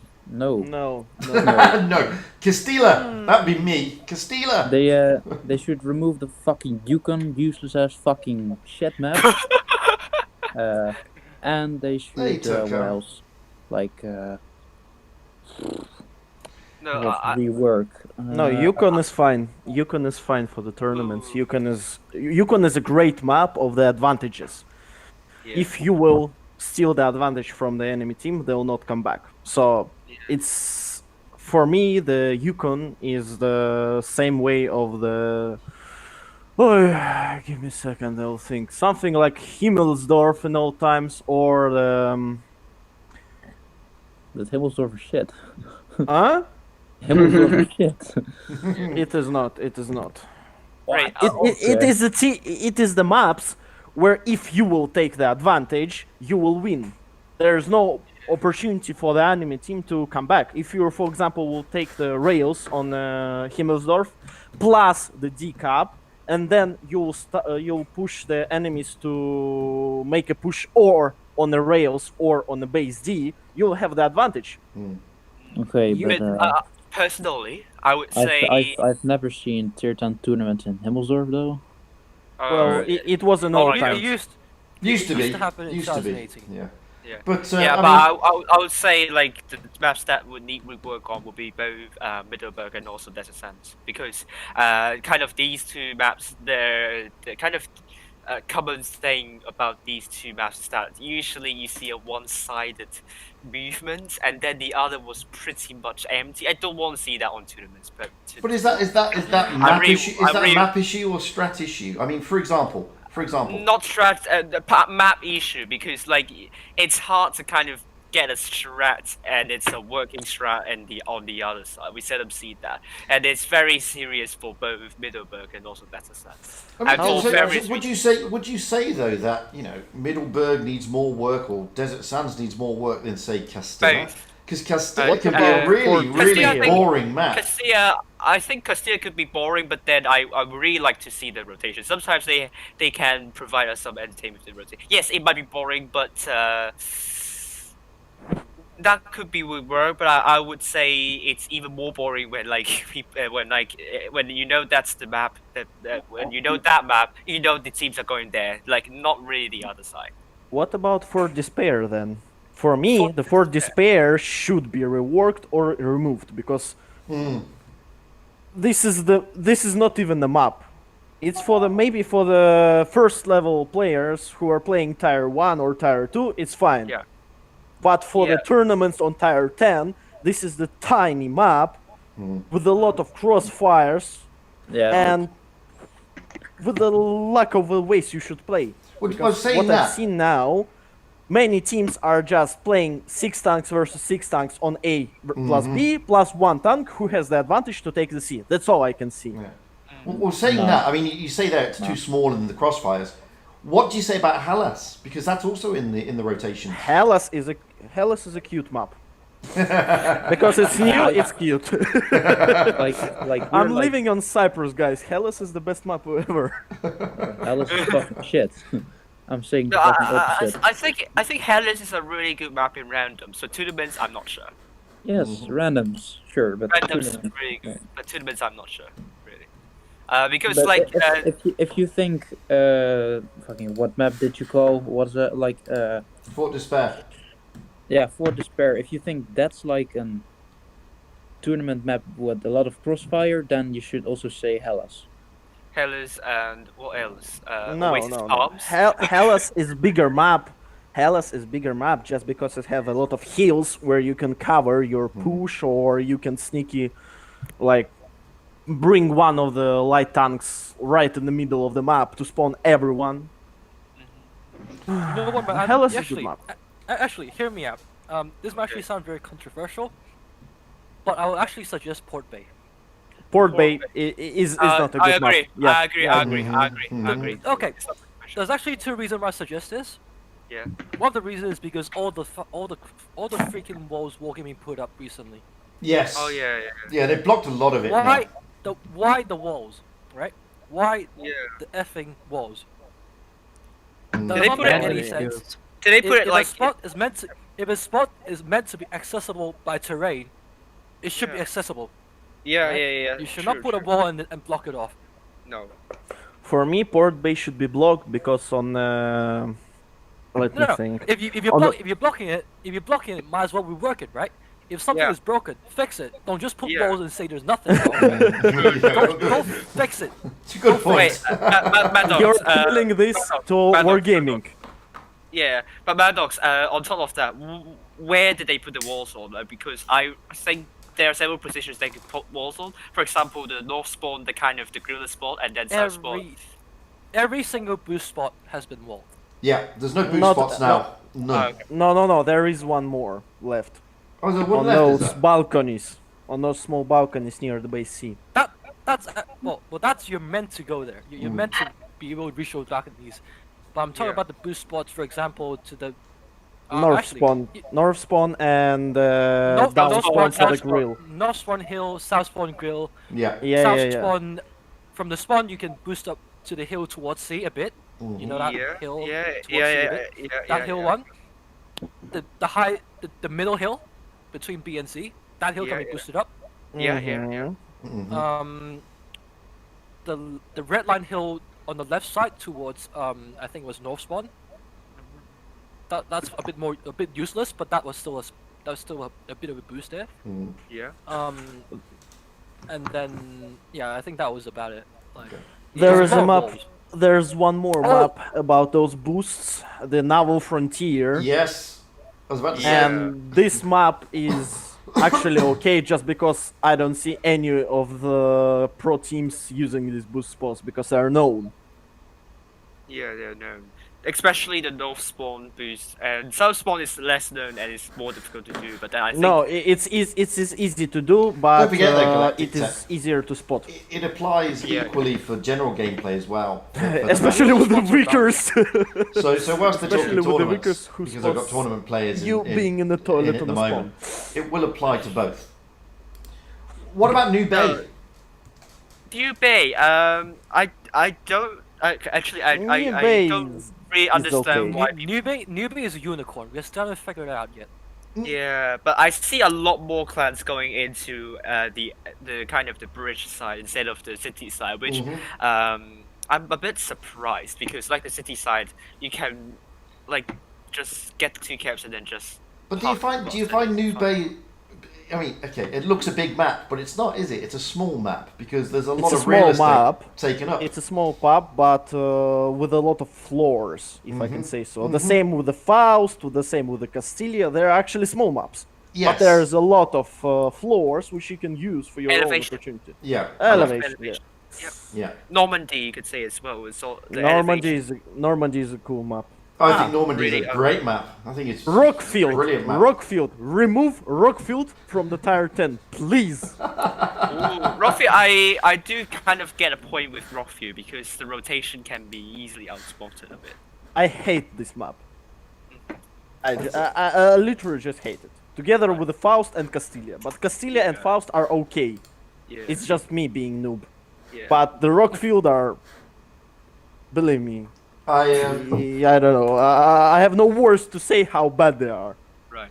Personally, yeah. On Rockfield, just put in the picture, Legion did a one-on-one tour about a month ago, and I can't remember. It was it was Kiwi and also Engi. It was Engi and Kiwi, and Kiwi was in a mouse, and he went to the A cap, and Engi was in. I can't remember what he was in now. Vickers or something. 42. Was it? Yeah, 4202. And he went to the C cap, and all he did was spam HE into poor Kiwi. Kiwi couldn't cap. Yeah, poor Kiwi. From the other side of the map, he was just spamming HE. I said when I was doing the stream, he's going to run out of HE. But he won on cap points, because obviously he capped C, and poor old Kiwi just couldn't cap A. He tried everything to do it, but he just couldn't do it. No. So Rockfield, can be a traumatic map for tier 10. But I don't know. Why did they remove Canyon? Wow, I was about to get to that. Canyon. Why was that No, Canyon's removed? gotta be broken now. No, Canyon's actually be bad mount with Vickers. Uh, It's literally spot no. everywhere. No. That's why I presume Canyon should be brought back, because this Vickers can spot, but he can be catched from so many different spots that he can be destroyed in a second. And then, oops, No. you have no Vickers. No. I do Canyon like gameplay Canyon, is actually, and I do miss it. I think Canyon gameplay is a bit limited because you certainly like you literally can't go the other side too much because it's gonna be easily read. Well, I Like, it's a disagree bit on that. it's a bit limited in gameplay. That's what I Yeah. think. How I about think- Yamato Harbor? Well, I think, Yamato Harbor should be brought back as well. yeah. I I think mean, so. I think Because Yamato Raid, I mean, because Canyon- Raid needs a map to use FV183. I mean, just going back to Canyon, I think one of the problems with Canyon, regardless of what tank you're in realistically, you stick a medium on that B cap area and you can spot everything moving towards the A cap in real terms.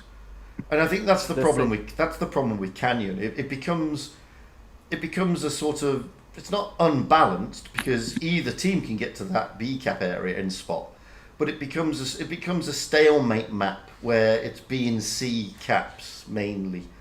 Or maybe too predictable. Well, okay. The same with the Middelburg and the C cap on the top. The same with the Normandy and. Why are you saying Middelburg? It's Middelburg. What the fuck? That All the Oh, German- oh. There we go with Hey, Emilio. sir. He's having a Hey, happy sir, not day. hey. He's having a happy day. Hey, familiar. No, no. The Deutsch people or the fucking German people are saying the same thing as you. Even he's Russian. Middelbra. Middelbra.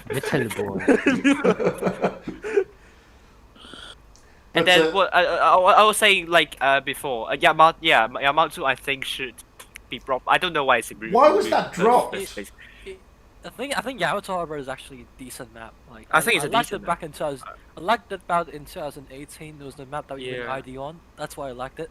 Yeah, I don't know why it's removed in the first place. I don't see any complaints. But why was it removed? I don't Uh, understand why it was removed. And then I would say like Middelburg and Desert Sands. I think it has to be worked such that going to city is worth it.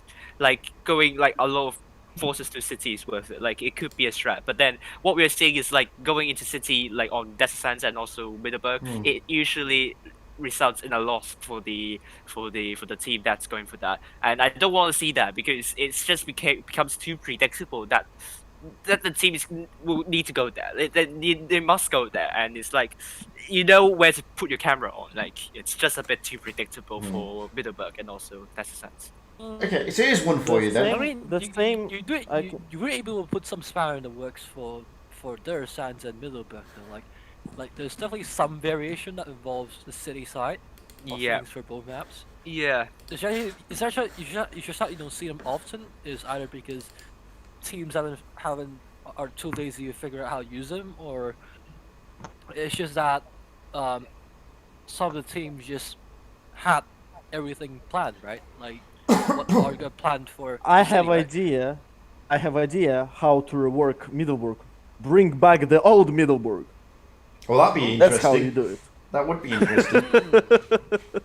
Yeah, I mean, both Middelburg and Desert Sands have been in tier 2 tournaments for a really long time, and for a lot of the big clans, I mean, if we don't see any city strats in the both Middelburg and also Desert Sands, we know there is something wrong with the city, and I think there is something wrong with the city strat. That's why I think it needs to be reworked. So just to What throw about some. dead rails then? Well, I was just about to throw in a Rail- bit more controversy.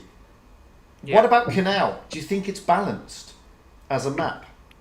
Dead rails yeah. are balanced, I but think they're out of the tournaments. Yeah, but we are think talking about Canal. I think Canal is actually okay. Okay, I think it's okay. I think it's okay. Yeah, you might have some kind of stalemate gameplay like Castilla, but I think what people don't see too often, what people don't get is that the rotations have been really fun to watch, have been really amazing. I really enjoy watching the rotations on Canal. It's just fun to watch. Yes, you might get a really long game, and sometimes at the start it's going to be very, very dull and boring. But it's unlike Castilla, where the two teams, their main objective is to reset, at least to not let the other team to get the base, and that's why it becomes so stale. But no, Canal, you can try to reset the bases, but usually the enemies would just get the base in the end. Yeah. So and then it's just all about getting the win by killing all 7 tanks or trying to kind of cap the base at the end, but not really going for that at the start, but like going for the rotation and Well, then let's look at that after part, that, as you said there, capping the bases. So do you think a team gets an advantage spawning on the south spawn over the north spawn? Because it's so hard. Do you think it's easy to push into the B cap from the D cap? Or do you think it's easier to push into the C cap from the A cap area? No, good clans will find a way to reset both B and reset B on the south and then C on the north. It's you can figure it out easily. Like good clans will definitely figure out two things before the game even begin: how they gonna reset the other cap, and how they gonna how they gonna push in case they have a disadvantage in cap. Yeah. Yes. The canal is the map for me personally. I'm playing on it for 4 years, and for me, the canal is the map where if you take A and cap advantage correctly without any mistakes, huge mistakes, you win. You 100%. That's you what win. I'm trying to get to, because if you cap A and cap B, you are generally in a very good position because you've got a lot of space to bunker down into and go hold down. But there is a way to win such positions, and I've tried it this way. I've tried it in the tournaments; it worked. But the thing is, with the canal, that still the whole map is about the A cap. Yeah, don't get me wrong, guys. I love Canal. I think it's a fantastic map. I think it's a brilliant map. Yeah. And I think it plays to some very creative gameplay. That's really true. As I said, rotations is something that is going to win it. It's going to be winning or losing the team, losing the game for the team. And that's what you want to see in the tournaments, though, isn't it? I mean, you want to see. I mean, moving away from random battles, but in tournaments, you want to see creative gameplay, surely. Yeah. And Canal gives that to an extent, I think, and this may be controversial. I think Normandy does that as well. Normandy allows for creative gameplay. Yeah. Maddox, I suppose Castilla does as well. Yep. Anyway. What have you said about the activity on your server in tournaments in general? Do you really think this is an excuse? Personally, an excuse for what? For saying like, we're the smallest server out of all, we don't have any competitiveness, that's why we don't have any identity, that's why we don't play as much, that's why we're weaker. Is that an excuse? Oh, I mean, you said that E75 doesn't have an identity in the first place. Well, I mean, whether it's excuse or not, your server being inactive is a fact, right? Yeah. So what?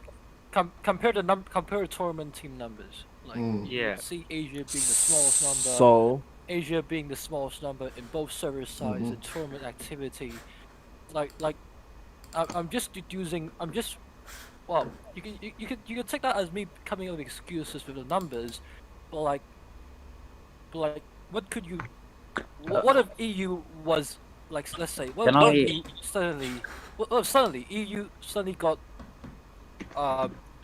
only 1/4 of their players left? What would happen, right? Well, the same thing would happen, because in the top 8, the 90% of the players I see, they are the same every single half of the year. That's the point. The 90% of the old guys who are playing for 4 years or the same, and the 10% who are new, or it's just the other accounts, the new ones for the percentage procedures. No, Enderman, I understand that you I understand kind of your view, but I have to kind of vouch in and just kind of put it in like Metal's shoes and something like that.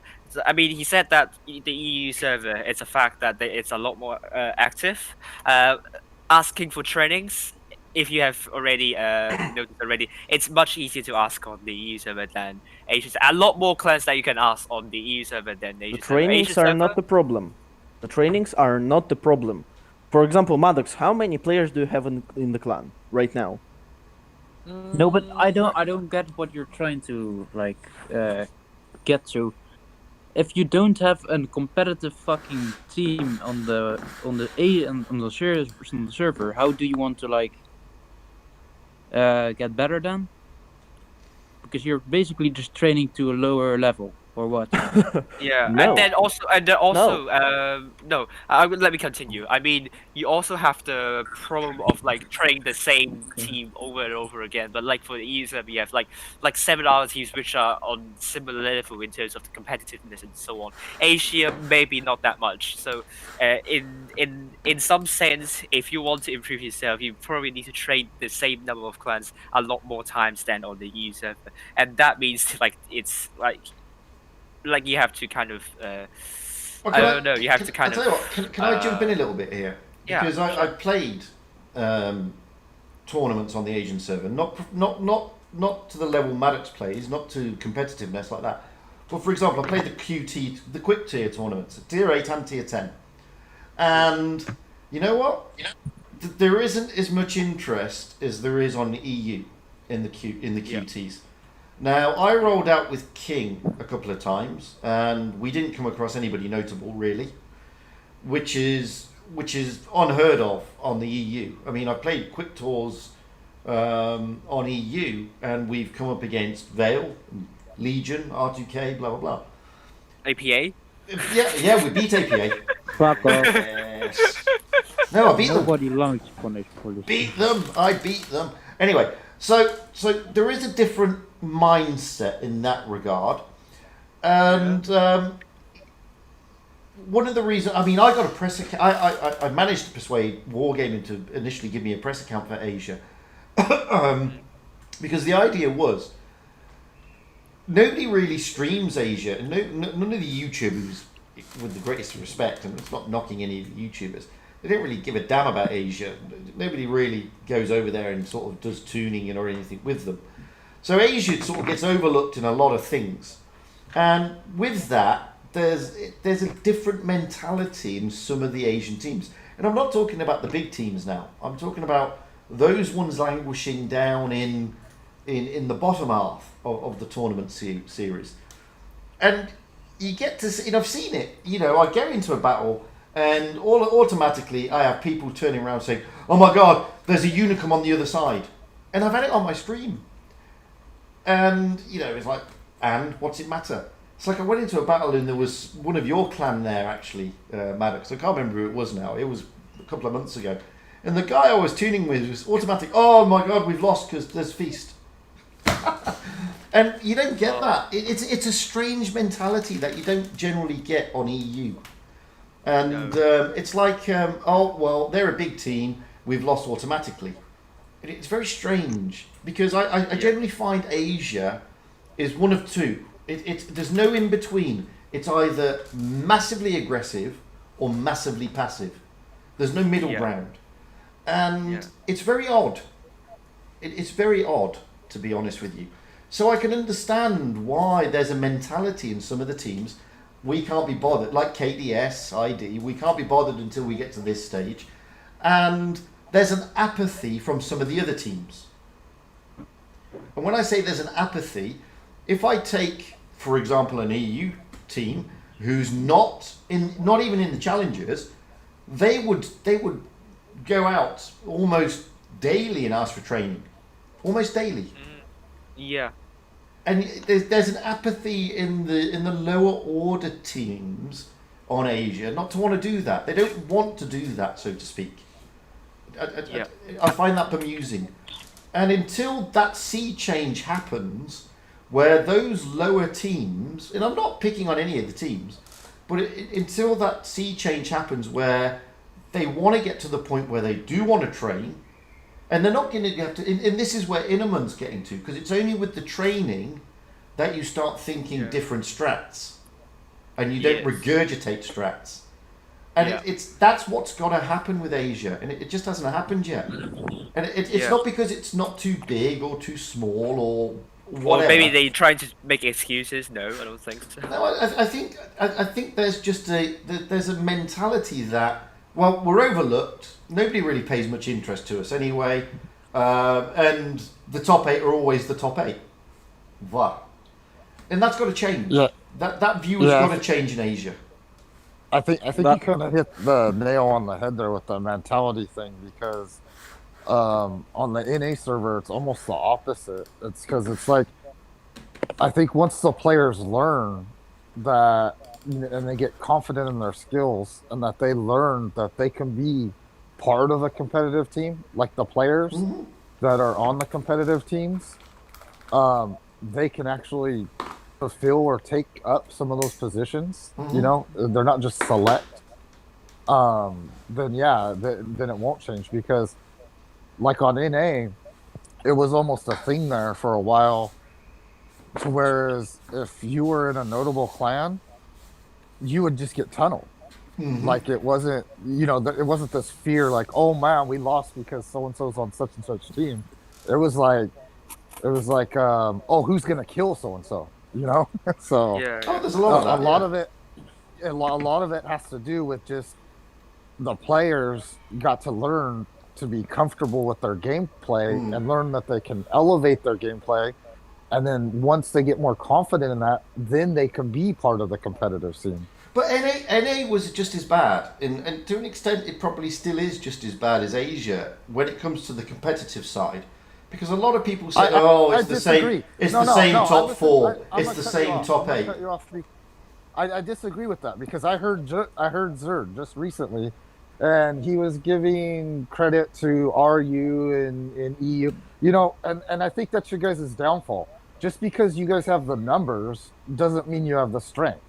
And I think a EU is a little bit pompous in that, thinking that just because they have the majority of competitive teams that they're more competitive. I get that, but I'm going to cut you off now, because it was only, a week or so ago that you said it's got stale on NA. It's the same teams in the top 8.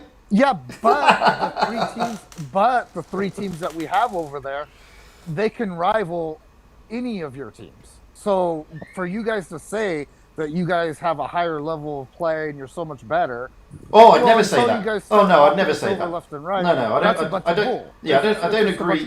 I don't agree in saying that one server is better than another server. But I will say the following: there are the competitive side. I think without doubt, RU and EU are probably evenly matched, because they do have a massive player base. And therefore, you've got a pick of some very good players to really put out some very good teams. That's not to say Asia or NA doesn't have good teams. They do. They have very good teams. And from a personal viewpoint, and I've been streaming both NA and Asia, moreover Asia for a long time now, Asia's coming on leaps and bounds. But there still needs to be that sea change from the lower orders. It's the same with NA.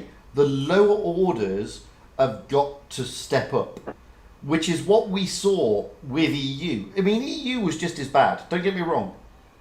It really was. It was the same clans, but we're going back to the days of Carnage now.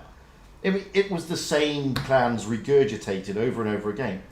And now you're seeing more teams in the lower echelons stepping up, doing more strats, doing more training, trying to get that edge. And that's what needs to take place in Asia and NA. There's no doubt in my mind that the top clans in Asia and the top clans in NA train and work strats and do what they can. That's why they're the top clans.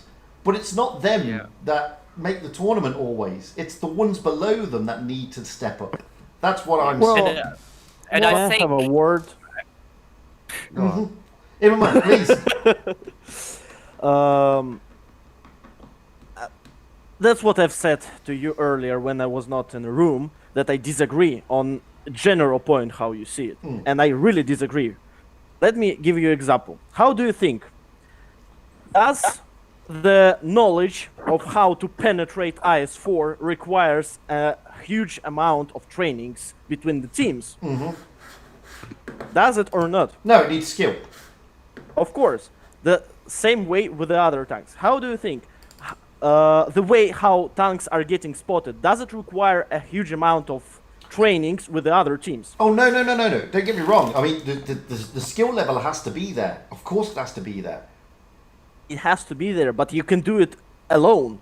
you can watch the streams. Oh, of You can course. just watch the streams. You can go watch the stream and watch how do they play. That's what I did a year ago in the Navin. I was watching every single day. I was watching the streams of Asian server. Thanks, Maddox. I actually took one of your strats to win. NA Which server, clan? Russian server, Navin. I was in Navin back then. I was watching every single game. I was watching every single stream I could, just to see how the other teams play. Not on the servers, not how the server mentality or something, but how do they play? How do they counter push? How do they win? spot? Yeah. That does not require you to but go that- and train every single day But with that the other goes teams. that goes back to my point that taking Asia, and I've played a lot of games in Asia recently, there's no middle ground. It's either massively aggressive or massively passive in the encounters. And I'm not talking about the top guys here. I'm talking the general gameplay. And that's where that comes in. Because then you're losing that basic skill knowledge. Yeah, but I think the problem with NA though, kind of. I haven't played there NA might for be- ages. Yeah, but there might be some form of attrition because you're starting to see the same old dudes around, obviously. But then the new, like when you're talking about the lower level echelon, right? I think that it's maybe in a rebuilding stage because of, I think it's just like we're hitting on with randoms, the gameplay. The gameplay has reached such a level now to where players have to be very, very dedicated to the game to enjoy it. The average player, or at least in my case, I don't really enjoy the gameplay much, especially at higher tiers. It's there's something going on with randoms. I can't put my finger on it. There's a lot I don't really want to derail too much. But I think that's transferring even over into just like the player base in a general, even in tournament scene, because you're having newer clans that are having to like rebuild or form newer teams to try to be competitive. So they're still in the excitement stage and they're not there with the experience. And then you have the experienced clans who are like losing members because they're not interested in the gameplay. So then their tournament experience is down because they don't have the numbers. So it's a catch-22 in regards, and it's just simple attrition. You know, that's the problem with the lower echelons. I was about to say, Innerman isn't. He's not an idiot, Leo. Yeah, no. Don't worry about that. He's not. He knows what he's talking about. The thing, but we which all I have our want own to bring views. to you, And the thing, go on. the thing which I want to bring to you Yeah. is like, let me just ask the Maddox. Maddox, how many players do you have in the clan? In the clan, Yeah, is it 50 out of 50? not yet, but close. Okay. Can you, for example, make the training of 14 players 7 versus 7? Yes, we could, but there's nobody calling, so we don't have callers in Asia. We don't have enough of them. So why don't you bring one of your players in the second team of your clan, which you could create, so that you will play against him and improve yourselves, because he can think the other way around than you.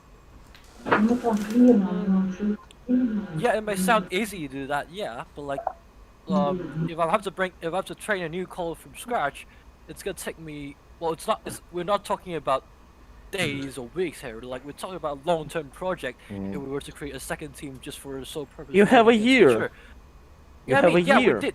I mean, now we had a second team. We're now training against our second Good. team every. And now every you week.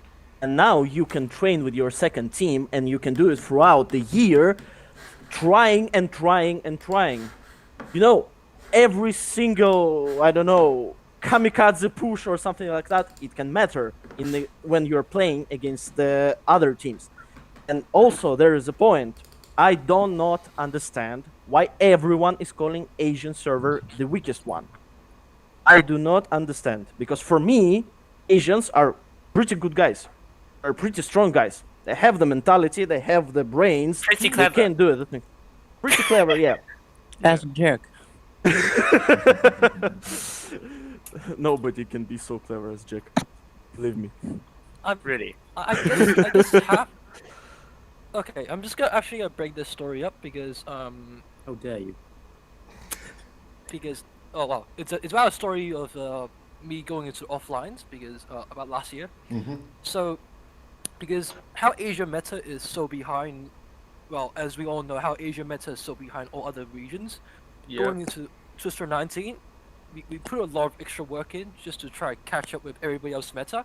Yeah. Like you could literally see from our offline gameplay, we literally had to be, we literally try to mirror Russian gameplay, and try to just play it. It was just so different from our online gameplay. Mm-hmm. If you I compare to our heard that- offline footage to our online footage, it's totally different because we put a lot of work into trying to mimic that style of gameplay that makes those teams so successful. And yeah, even though we lost, like in the trainings, during the scrims against Mercy, I forgot the exact score, but we lost 21-0. Yeah. And we also lost to EG 6-0 because they didn't have too much time to scrim with us. But like, that's besides the point. Like, we coming in with our standard strat did not work against them at all because it was just such a different meta, such a different pace. Even back then, like, even if we managed to win, like we managed to win Asia server. Remember, we managed to win Asia server in the professional series without dropping a single game. Yes. Remember that. Yes. Keep that in mind. We win it without dropping a single game, yet we still struggle.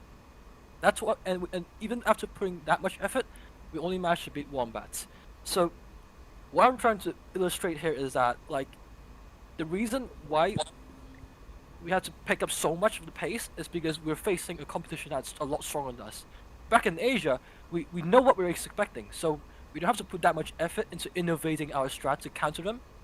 And I guess that's sort of like we being lazy, but I guess that's the truth because we don't need to put that much effort to counter them. Why are we putting anything beyond that, right? We don't have to go all the way to RU strat, EU strat level of competence to beat Asian teams because nobody is actually putting the same amount of effort as us, trying to push up our level.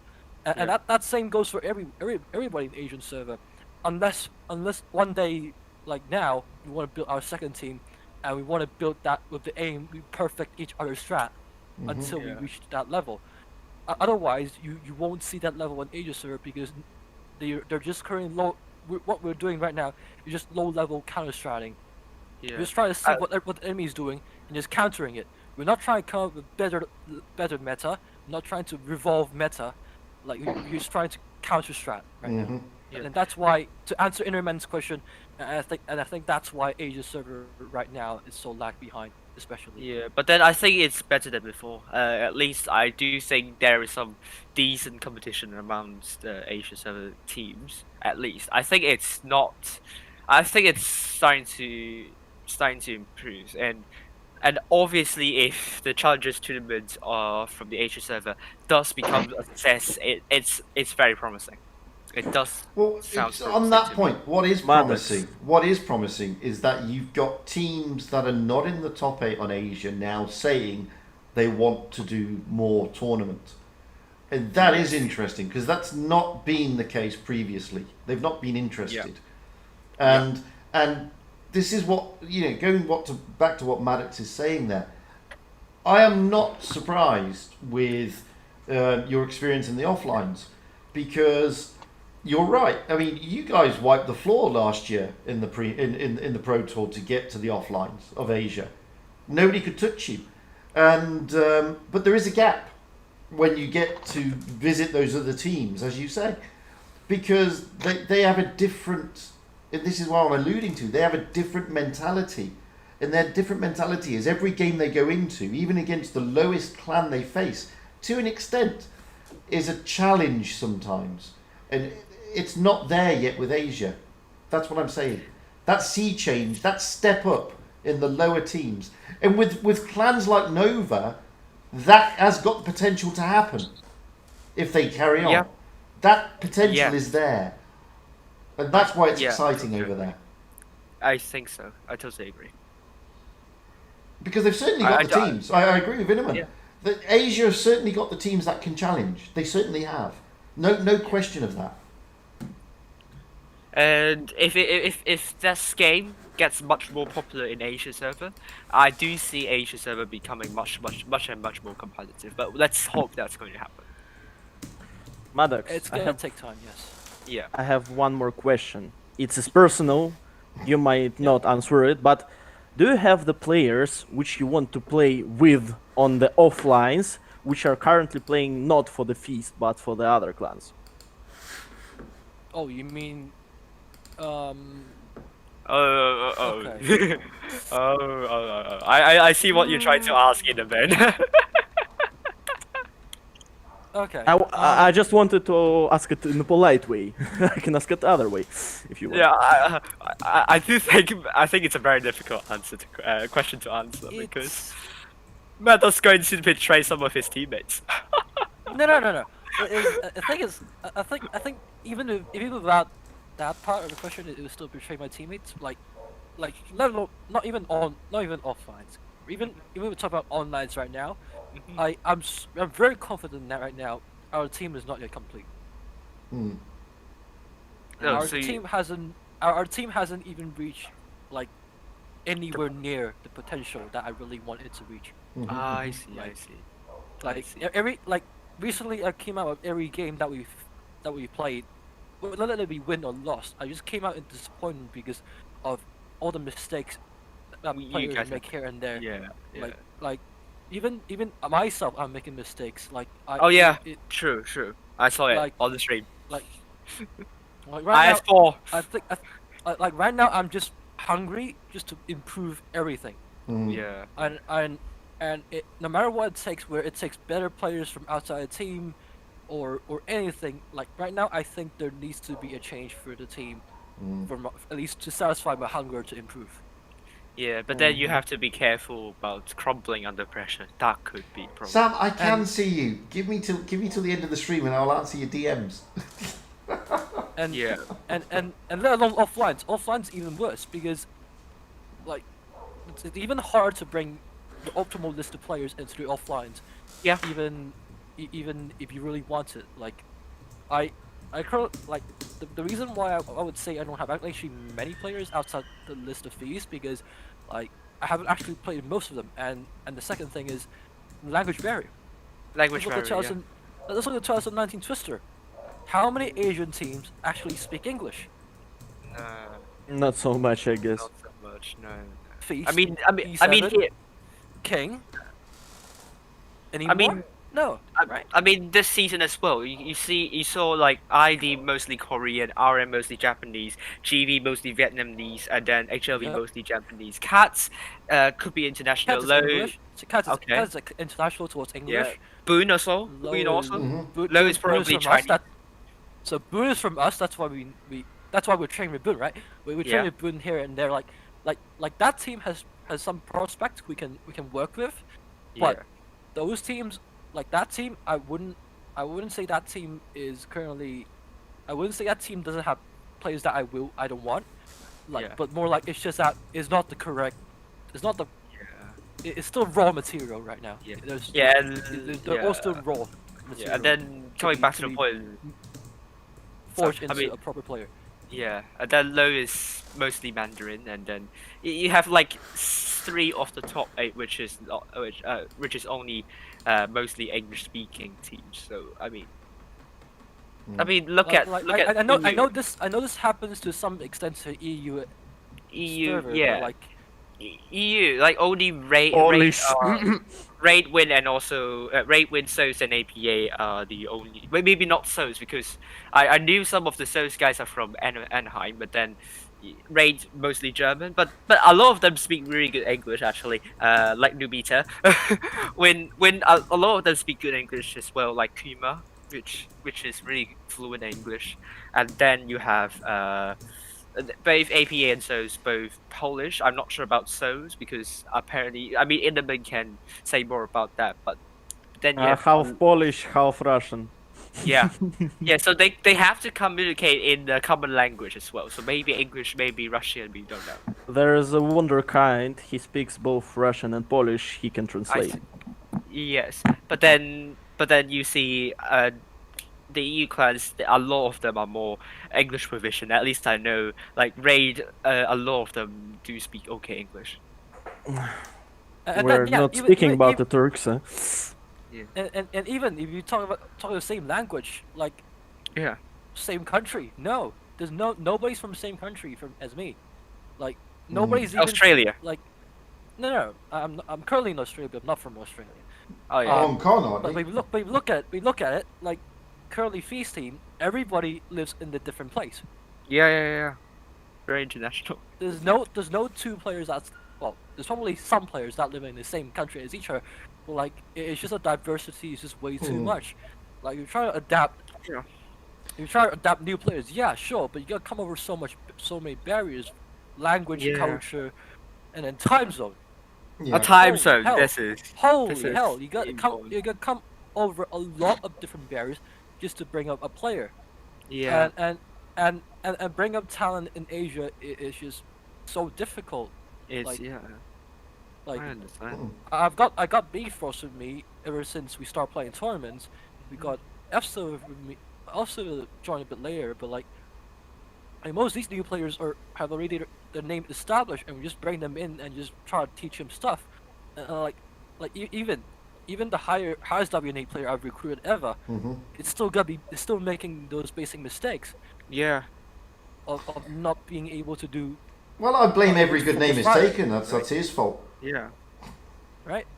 Yeah.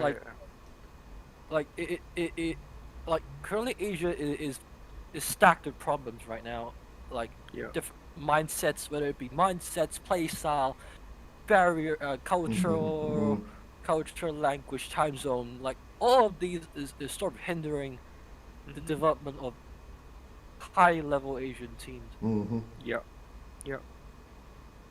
And yeah, like I just don't see myself playing with many other names outside of Feast, just simply because either I've played with them in the past and they didn't fit my playstyle, or it was simply just that they are improving names that I have no idea how they play out, because it's just so disproportional to the actual numbers, what the numbers are saying. Well, it's interesting you should say that, because I mean, take Wing on EU. I mean, they're all Finns. They're all from the same country. They all know each other. Literally in real life, they know each other. I mean, they go for probably, I'm going to say coffee, but it's probably a beer in Finland. And they actually do socialise personally outside of the game. They're from the same culture. They all speak the same language. They know, that's difficult in some teams, very difficult, and and I mean, I think don't all Raid speak German. They're all German speakers, I believe. Yeah, they are. And it does make a difference and they have a common culture, I believe, don't they? Raid, even though they're not all from Germany, they're from Swiss Germany or whatever as well.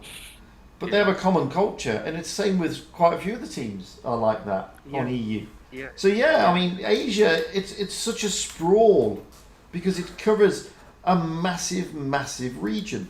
It's not just one country; it covers a huge region. Huge. And I'm not trying to kind of downplay the Asians here, but like generally the English proficiency for Asians, probably not as good as Europeans.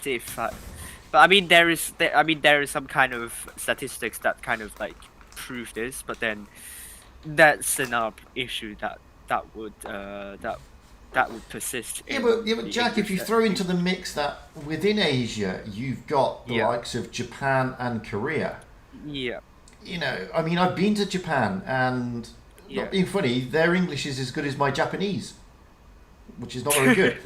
And I've been to Korea, and my Korean is just as good as the Koreans, majority of Koreans' English. Yeah. So. And I can testify this. Like what the hometown I'm coming from. I'm quite like the kind of the special one where my English is like that kind of level. Like and I'm also from one of the best schools in that city. So yeah, but then otherwise the kind of the English proficiency level is a bit not as good as European. I'm just going to make a comparison here, not to kind of downplay. I'm not going to say bad because I'm. Well, you'd be because surprised though, I'm Jack, not from, because there are certain European countries like Italy, for example, that hardly Yeah. speak English, or France, who just don't like speaking English. Yeah. But then you Whereas- have Germany, Sweden that speak, and the Netherlands, which I'm very, very surprised. They speak really good English. Well, I mean, because I mean, for work, Really? personal work, I spend a lot of Yeah. time in. Yes. I've spent a lot of time in Asia, in Yeah. almost all the countries over there, and Yeah. you know, one of the biggest countries for Asia is Indonesia, and Yes. you know, inside Jakarta, then Yeah. the language is perfect. Everybody speaks English, and you know, the culture is very similar. Yeah. Yeah. Get outside Jakarta and some of the other islands, and it's a different kettle of fish. And you know, when you throw into the mix, you just take one country in Asia, Singapore, which has three Yeah. different cultures, encapsulating one culture. So Yeah. you've got the Chinese, the Indian, and the sort of Malaysian. Malay culture, all wrapped Yeah. up in one country. So you know, Asia is a tricky nut to crack in that respect. That's true. Whereas But Europe we'll- isn't. Europe isn't. Yeah. I think Varilo kind of like disagrees with me saying that the Netherlands doesn't speak really good English. No, I think I knew no one that from the Netherlands that doesn't speak good English. Like that, every Dutch I know speaks really good English. Yeah, but the other thing you've got to throw into that mix is, you know, even Europe, that there are cultural changes, obviously, from country to Yeah. country, but Yeah. encompassed in all of that, there is almost like a general culture to an Yeah. extent, which you don't have in Asia, and to an extent you don't have on the North American server either, because North America also incorporates, you know, Hispanic countries and South American Yeah. countries. So the European server is a bit different, and it's the same with the RU server. I mean, the RU server is predominantly CIS, and Yeah. CIS predominantly way back in the past was the Soviet Union. So again, whilst there are variances there are certain cultural differences, deep down there is also a common culture. Yeah. It makes a big difference. It does make a big Yeah. difference. Yeah, it makes a big difference. Homogeneity. That's a good word for that. Yeah, I mean, my wife's Russian, and I've been to Russia hundreds of times, and Yeah. you know, I've never felt like I'm in a foreign country outside of Europe every time I go to places like St. Petersburg or Moscow. But I've also been. Wait. Yeah. Your wife is Russian. Yes. Oh, Yes. okay. My wife is Russian. In fact, at the moment, she is in Moscow. So yeah. I've been to Russia loads. That's how I managed to drag her ass to the Kubinka Tank Museum. Do you speak Russian? Oh wait, so Yeah. that's why Yeah, you can Gavril always Tulka, play right Paris, now. yeah. Actually, Yeah, my now I Russian. know the reason why you can always stream now. It's Fugit because the wife is not home. Absolutely. Yeah, she's in Moscow. She phoned me the other day on Discord or whatever it was and said, "Oh, it's freezing." I said, "What are you thinking about? It's 21 degrees in Moscow." It's massively hot. But yeah, I mean, but like I said, when I've been to Moscow, and I've been to Moscow a lot of times, there is, and you know, that's the European side of Russia. I've also been to Vladivostok, and places like that. And there's still this common culture that we have. Whereas if you take India and then try and compare that to, say, I don't know, Japan, China. well, China's on a different server. If you take India and try and say it's got a common culture with Japan, well, they haven't. They are worlds apart, but they're on the same server. Yeah. It's a completely different alien concept, and I think it's tough for Asia to get to bridge that effectively. It's not easy. Yeah. It's not easy. Yeah, it's not. No. But like I said, though, I mean, Asia is coming along. It's getting a lot more interesting. Yeah. Yeah. There's more interest in the tournament side, which is great. It's absolutely great because it's been a long time coming.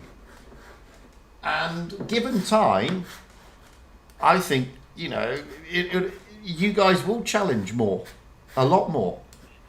Yeah. And that's got to be a good thing. Yes. Yeah. It's I really hope. I mean, I really hope the Asia server will grow a lot. Like, I think they have a lot of potential.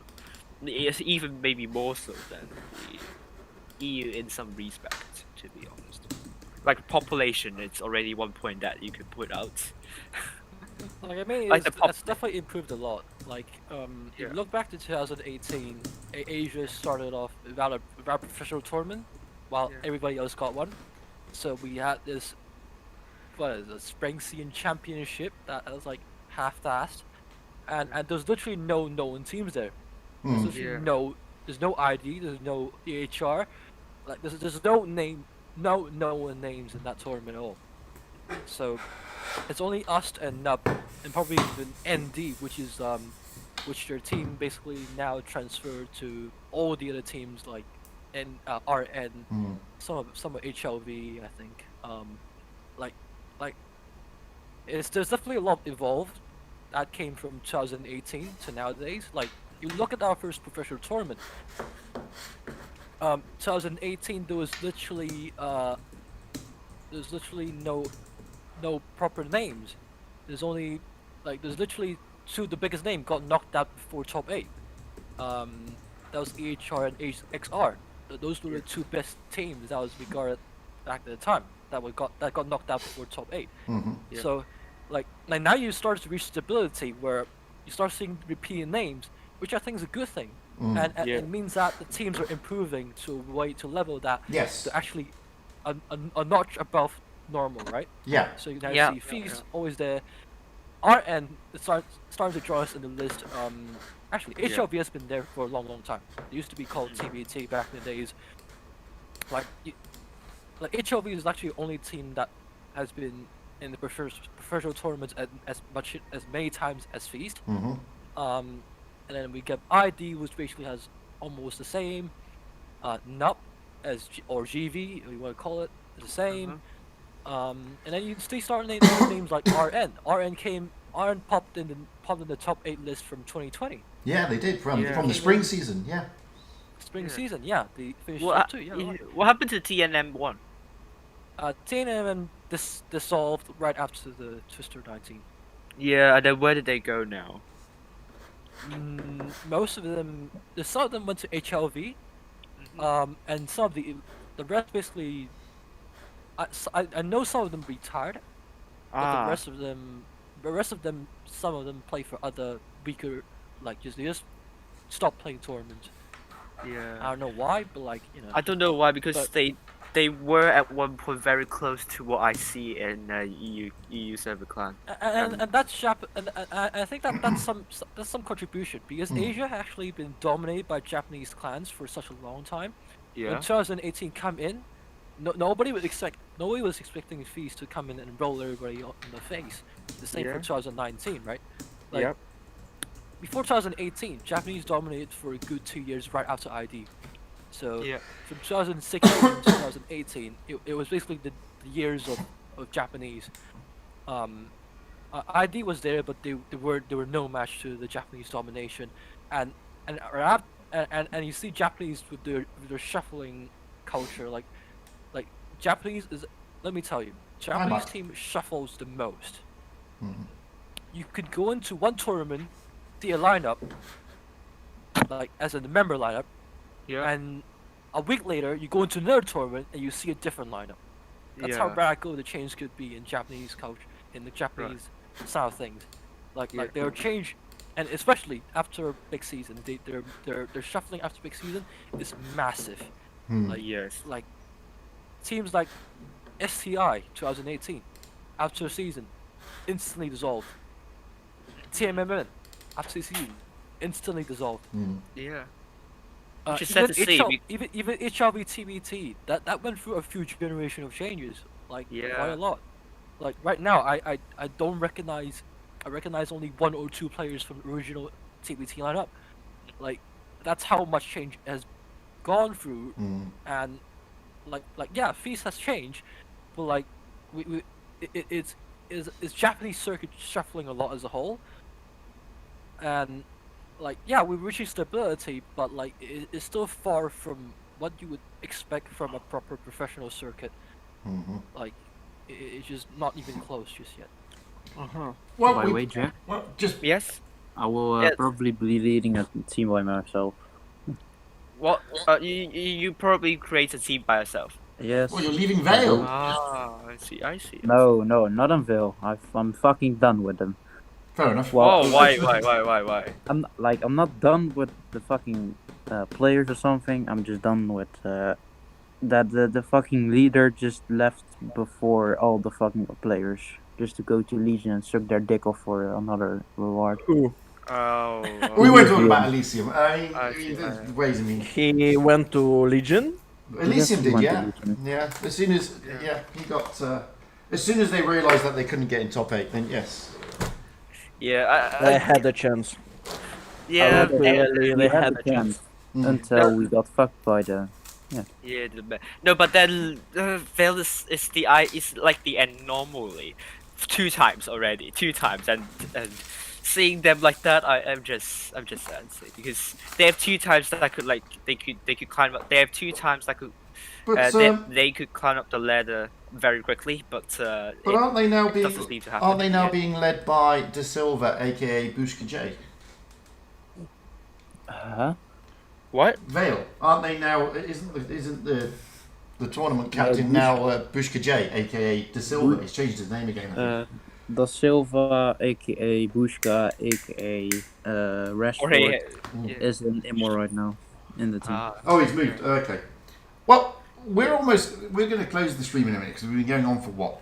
Almost 2.5, well, just over 2.5 hours. But before I do, I've just been having a debate with people on YouTube at the same time. The least or the most toxic servers. So I've been saying that, in my experience, Asia. Russia. Well, I was saying that Asia is the least toxic server in my experience. In my experience. No, I would say no. To be honest, all servers are toxic, so you don't need to argue about that. Just stop the argument. All servers are toxic. End of story. No, we know that. We know that. But I mean, some servers are more toxic than others. And seriously, when I've been on the Asian server, I've had less abuse thrown than, say, on the EU server or the NA server. I won't even talk about the RU server because that's part and parcel of the RU server. Right. But then it's like in the Chinese saying, 50 steps loving at 100 steps. So it's like the server is toxic, but then you're loving others are like even more toxic. But then yours isn't even faring much better. So there is no point in arguing. Just admit that all servers are toxic. No, they are. They are to an extent. You are right. They are to an extent. Yeah. Yeah, I do, Spartan. The Russian server is the most toxic. Believe me, it's the most toxic ever. Yeah, no, And that actually- I don't disagree with. And they don't change it. They should change it halfway through. Instead of saying a certain word, they should change it to Glyn, but they don't. They carry on. Yeah. And by the way, do you know what Russians are thinking about every single server, which is not the Russian one? No. The common thing that for them is to say that others are trash and the CIS is the best. Well, every server thinks that.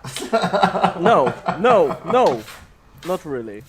A little bit, but not really. To an extent. The thing is that I have just had a conversation yesterday with one of the Russian pro players, and he said that he watched some streams and he says That's the that point, Spartan. Asian servers are the same as the random 55% players he sees usually, and the EU server are even worse. That's what he said. And I've said to him, well, okay, good. That's why EU server was the one of the best servers, and it is the one of the best servers right now because it has 2 championships. No, nobody recognized that. No, CIS is the best. they don't. No, that's true. But I was trying to explain to people who are not familiar with the RU side. World of Tanks is almost an institution, guys, in Russia. It's actually used in, you know, there was a Russian program which is like an equivalent to Friends. I can't remember what it's called now. And all the guys are playing Blitz on their phone. All of them. And it's a lot of people know Blitz in Russia, and it's, you know, it's on their soap operas, TV shows, and everything. People are playing the game, so it's a little bit different than it is over here in EU. And even my wife's brother, who I've met like only once or twice, is an ardent World of Tanks Blitz player. And if you look at their streamers and their YouTubers, I mean, these guys have got 120,000+ people watching. I mean, it's a big thing. It's a big thing. So you know, they take it a lot of the time. They take it far more seriously than majority of the player bases on the other servers. Yeah. I am the friend with the biggest Russian streamer right now. The Kawaii man. Kawaii. Yeah. Oh, he's got loads. He's massive. He's massive. He's massive. Yeah. He's now close to 500,000. Yeah. No. I watch a lot of the Russian streamers. I mean, even the women ones, of course. But don't tell my wife. No, But, please. Don't remind me of them, please. Oh, I'm going to watch it now. No. I tell you, I mean, some of the stuff, I mean, it's a completely different mindset, even on the YouTube side. And I mean, the guy you're talking about, he goes in depth a lot on how to play tanks, and it's interesting, which is why I'm not surprised he's got almost 500,000. It's a different concept. And it's a lot more. They take it a lot more serious in certain parts of Russia than we do. The thing with the Russian streamers is actually that they're streaming constantly. Yeah, they are. So, for example, what I see on EU or NA, I don't see much streaming, but only the tournaments ones. So only the tours and maybe some chats like you have, Fugit. Yeah. And for the Russian servers. No offense. Nice with Wild. Hey. But for the Russian streamers, this is a hell lot of money they're trying to make from it. So they absolutely every single day. Exactly. They do. I've noticed that with the Russian YouTubers, they stream more and don't actually do videos. So an equivalent to a Russian streamer, I would say that the closest we've got is Juicy Tender Steak. So, because Juicy doesn't really produce videos, he does a lot of streams. When a tank comes out, he will stream the tank. That's what the Russian guys generally do. They don't do videos as such. They do more streams, and they show you how to play the tank there and then. So they don't get to... And as you say, they're looking for the revenue from the chats and everything as well. So... And I think I have none. Don't worry, I don't get much either. But but you need to try. Yeah, I Really? mean, I mean, and this is the thing. I mean, I've moved away from doing videos, and unfortunately, the tour's interrupted, and I started to stream a lot more because you know it's just more engaging for firstly the audience, and secondly for you, because you know at the end of the day, you're not talking to yourself on a video. You're talking to people on YouTube. And you know, and I love the way that Juicy does it. To be honest with you, I mean, Juicy does a lot of streams. I think he streams almost every day or twice a day. And but it's again, it's a different culture because in Russia they love that shit. Over here in the western side of the world, so to speak, even though Asia's in the east, people want to watch videos more than streams, which is strange. And I don't understand why we haven't got to that stage yet, where they should be looking at, you know, the streams are more involved. That you involve people more in the streams than you do the videos. But hey, it's just the way it works in this part of the world, I guess. But I'm just watching Jack here being very lucky in a Vickers. Me Yeah. again. How that Jagdpanzer completely buggered that shot up for you to get that 5th kill and do almost 7k damage. All I can say is you were lucky, man. And when I played this on the Asian server, I couldn't check the Jaegeru stats, but I'm going to check now. Oh, no surprise. He's a 40%er, you seal clubber. Is it the second time you watched that replay? I'm running out, but somebody from Feast, Hashima, I always say that wrong. It's just kindly sent me a replay. Is he still in Feast? Yes, he is. Of course he is. Yeah. Then you must have played my tier 8 premium mastery there. I've already played that. But Yeah. so Maddox, I've got one of your guys now showing his replay. There you go. And because I don't do Annie or anything, I always spell his name wrong. I always pronounce it wrong. Right. So And about that, actually we'll go because I think that's a very long conversation. well, this will be the last stream, and that's it. Yeah, exactly. Yeah. Capsule Object 3 as well is another one. Yeah, I completely forgot Object there, and that's so bad of me. Oh, Object 3.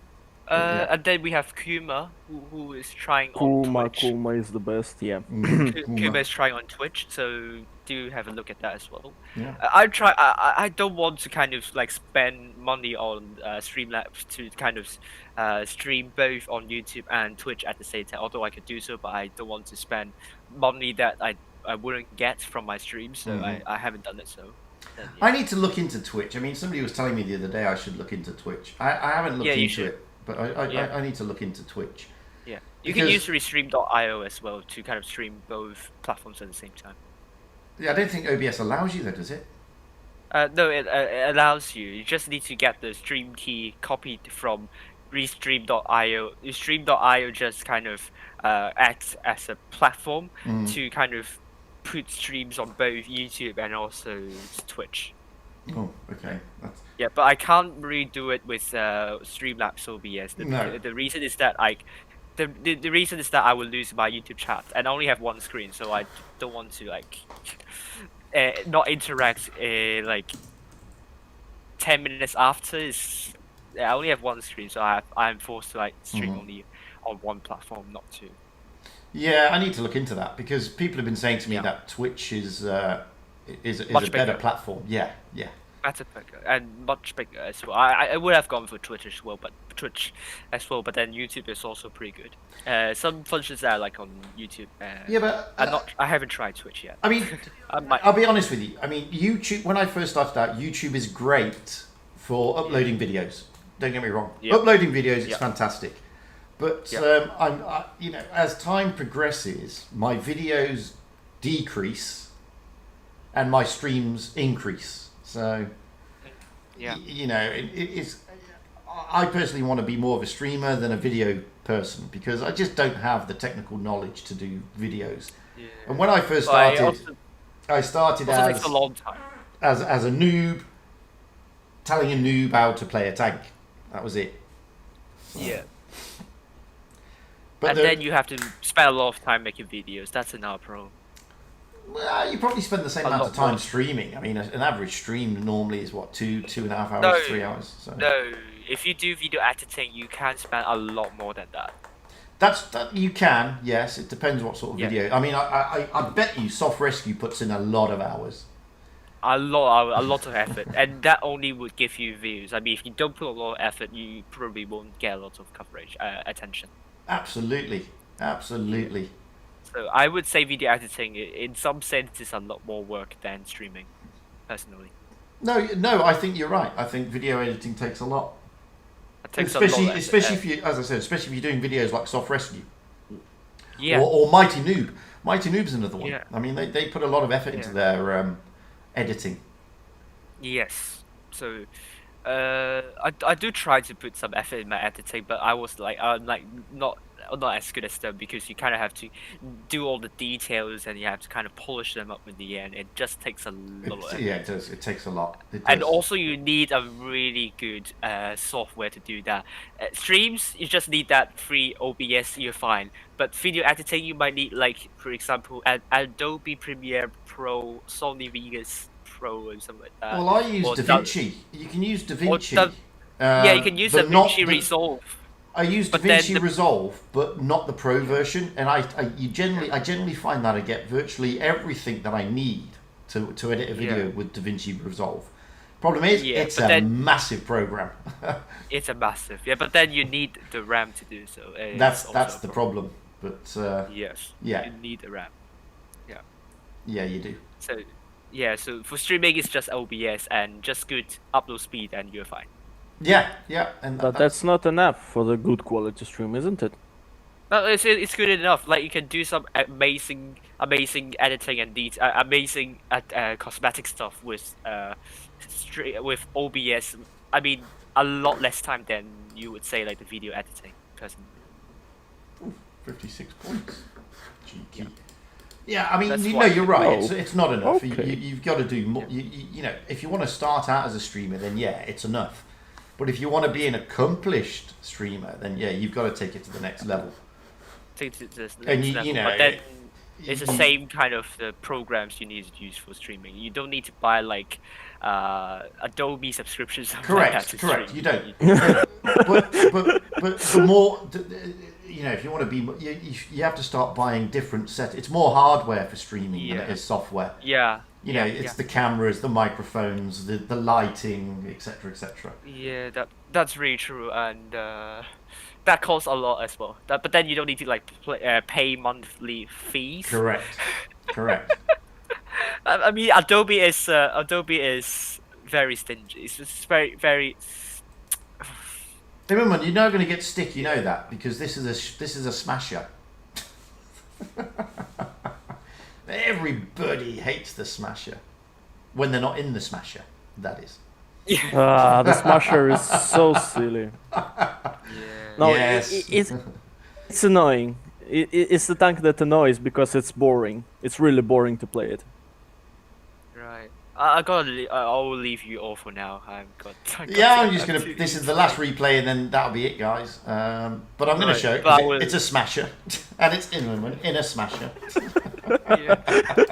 Not with the Russian and medal, sorry. But I'll leave you guys for now. See you later, mate. Goodbye. See you later. Until then, have a good stream tomorrow. Thank you. Both streams. Have a good one on Asia, mate, because it's your coin stream. Me too. Yeah, hopefully so.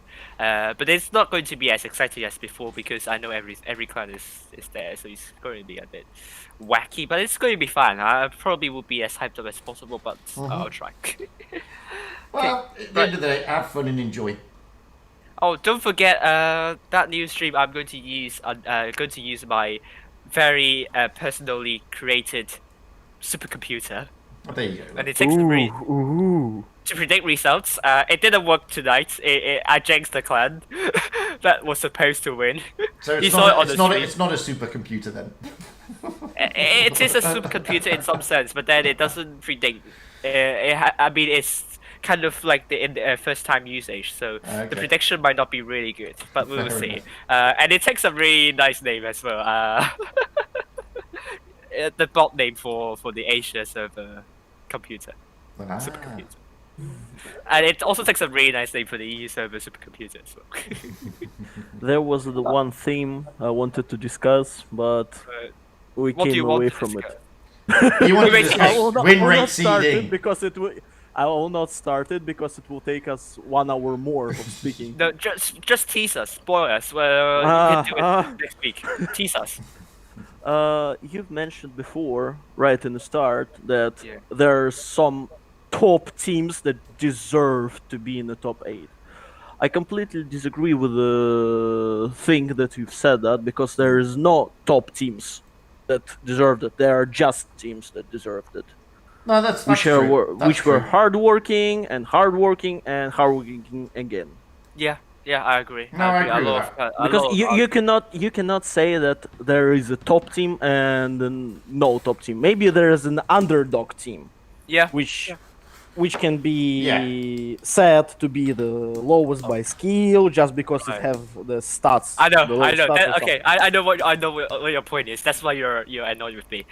I totally know that, and I think I would take that statement back because I don't want to discredit some hardworking teams. Like when it's just one of them. That's very hardworking and lots more. It's just not just win. It's just not win. Sometimes It is just not win. It is just not. No, there's win, lots of that's the clans that The thing is, yeah. the thing is that who values who deserved and who didn't. Who can say that I am 100% sure that those guys deserve to be in the top 8 and those did not? I do see that point as well. Like you, maybe you're not in that team. You can't comment on that. That could be true as well. Like you can't. Yeah. Which is a really good point, and I think we don't need to discuss that. I think everyone knows that teams that are in top 8 are just fighting. Have fought fairly and fought really well to be in that position. No, it's a good point though. There's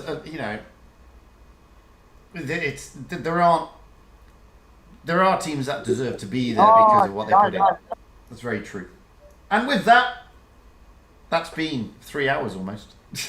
Yeah. So we'll save it until Jack's next week, next Friday.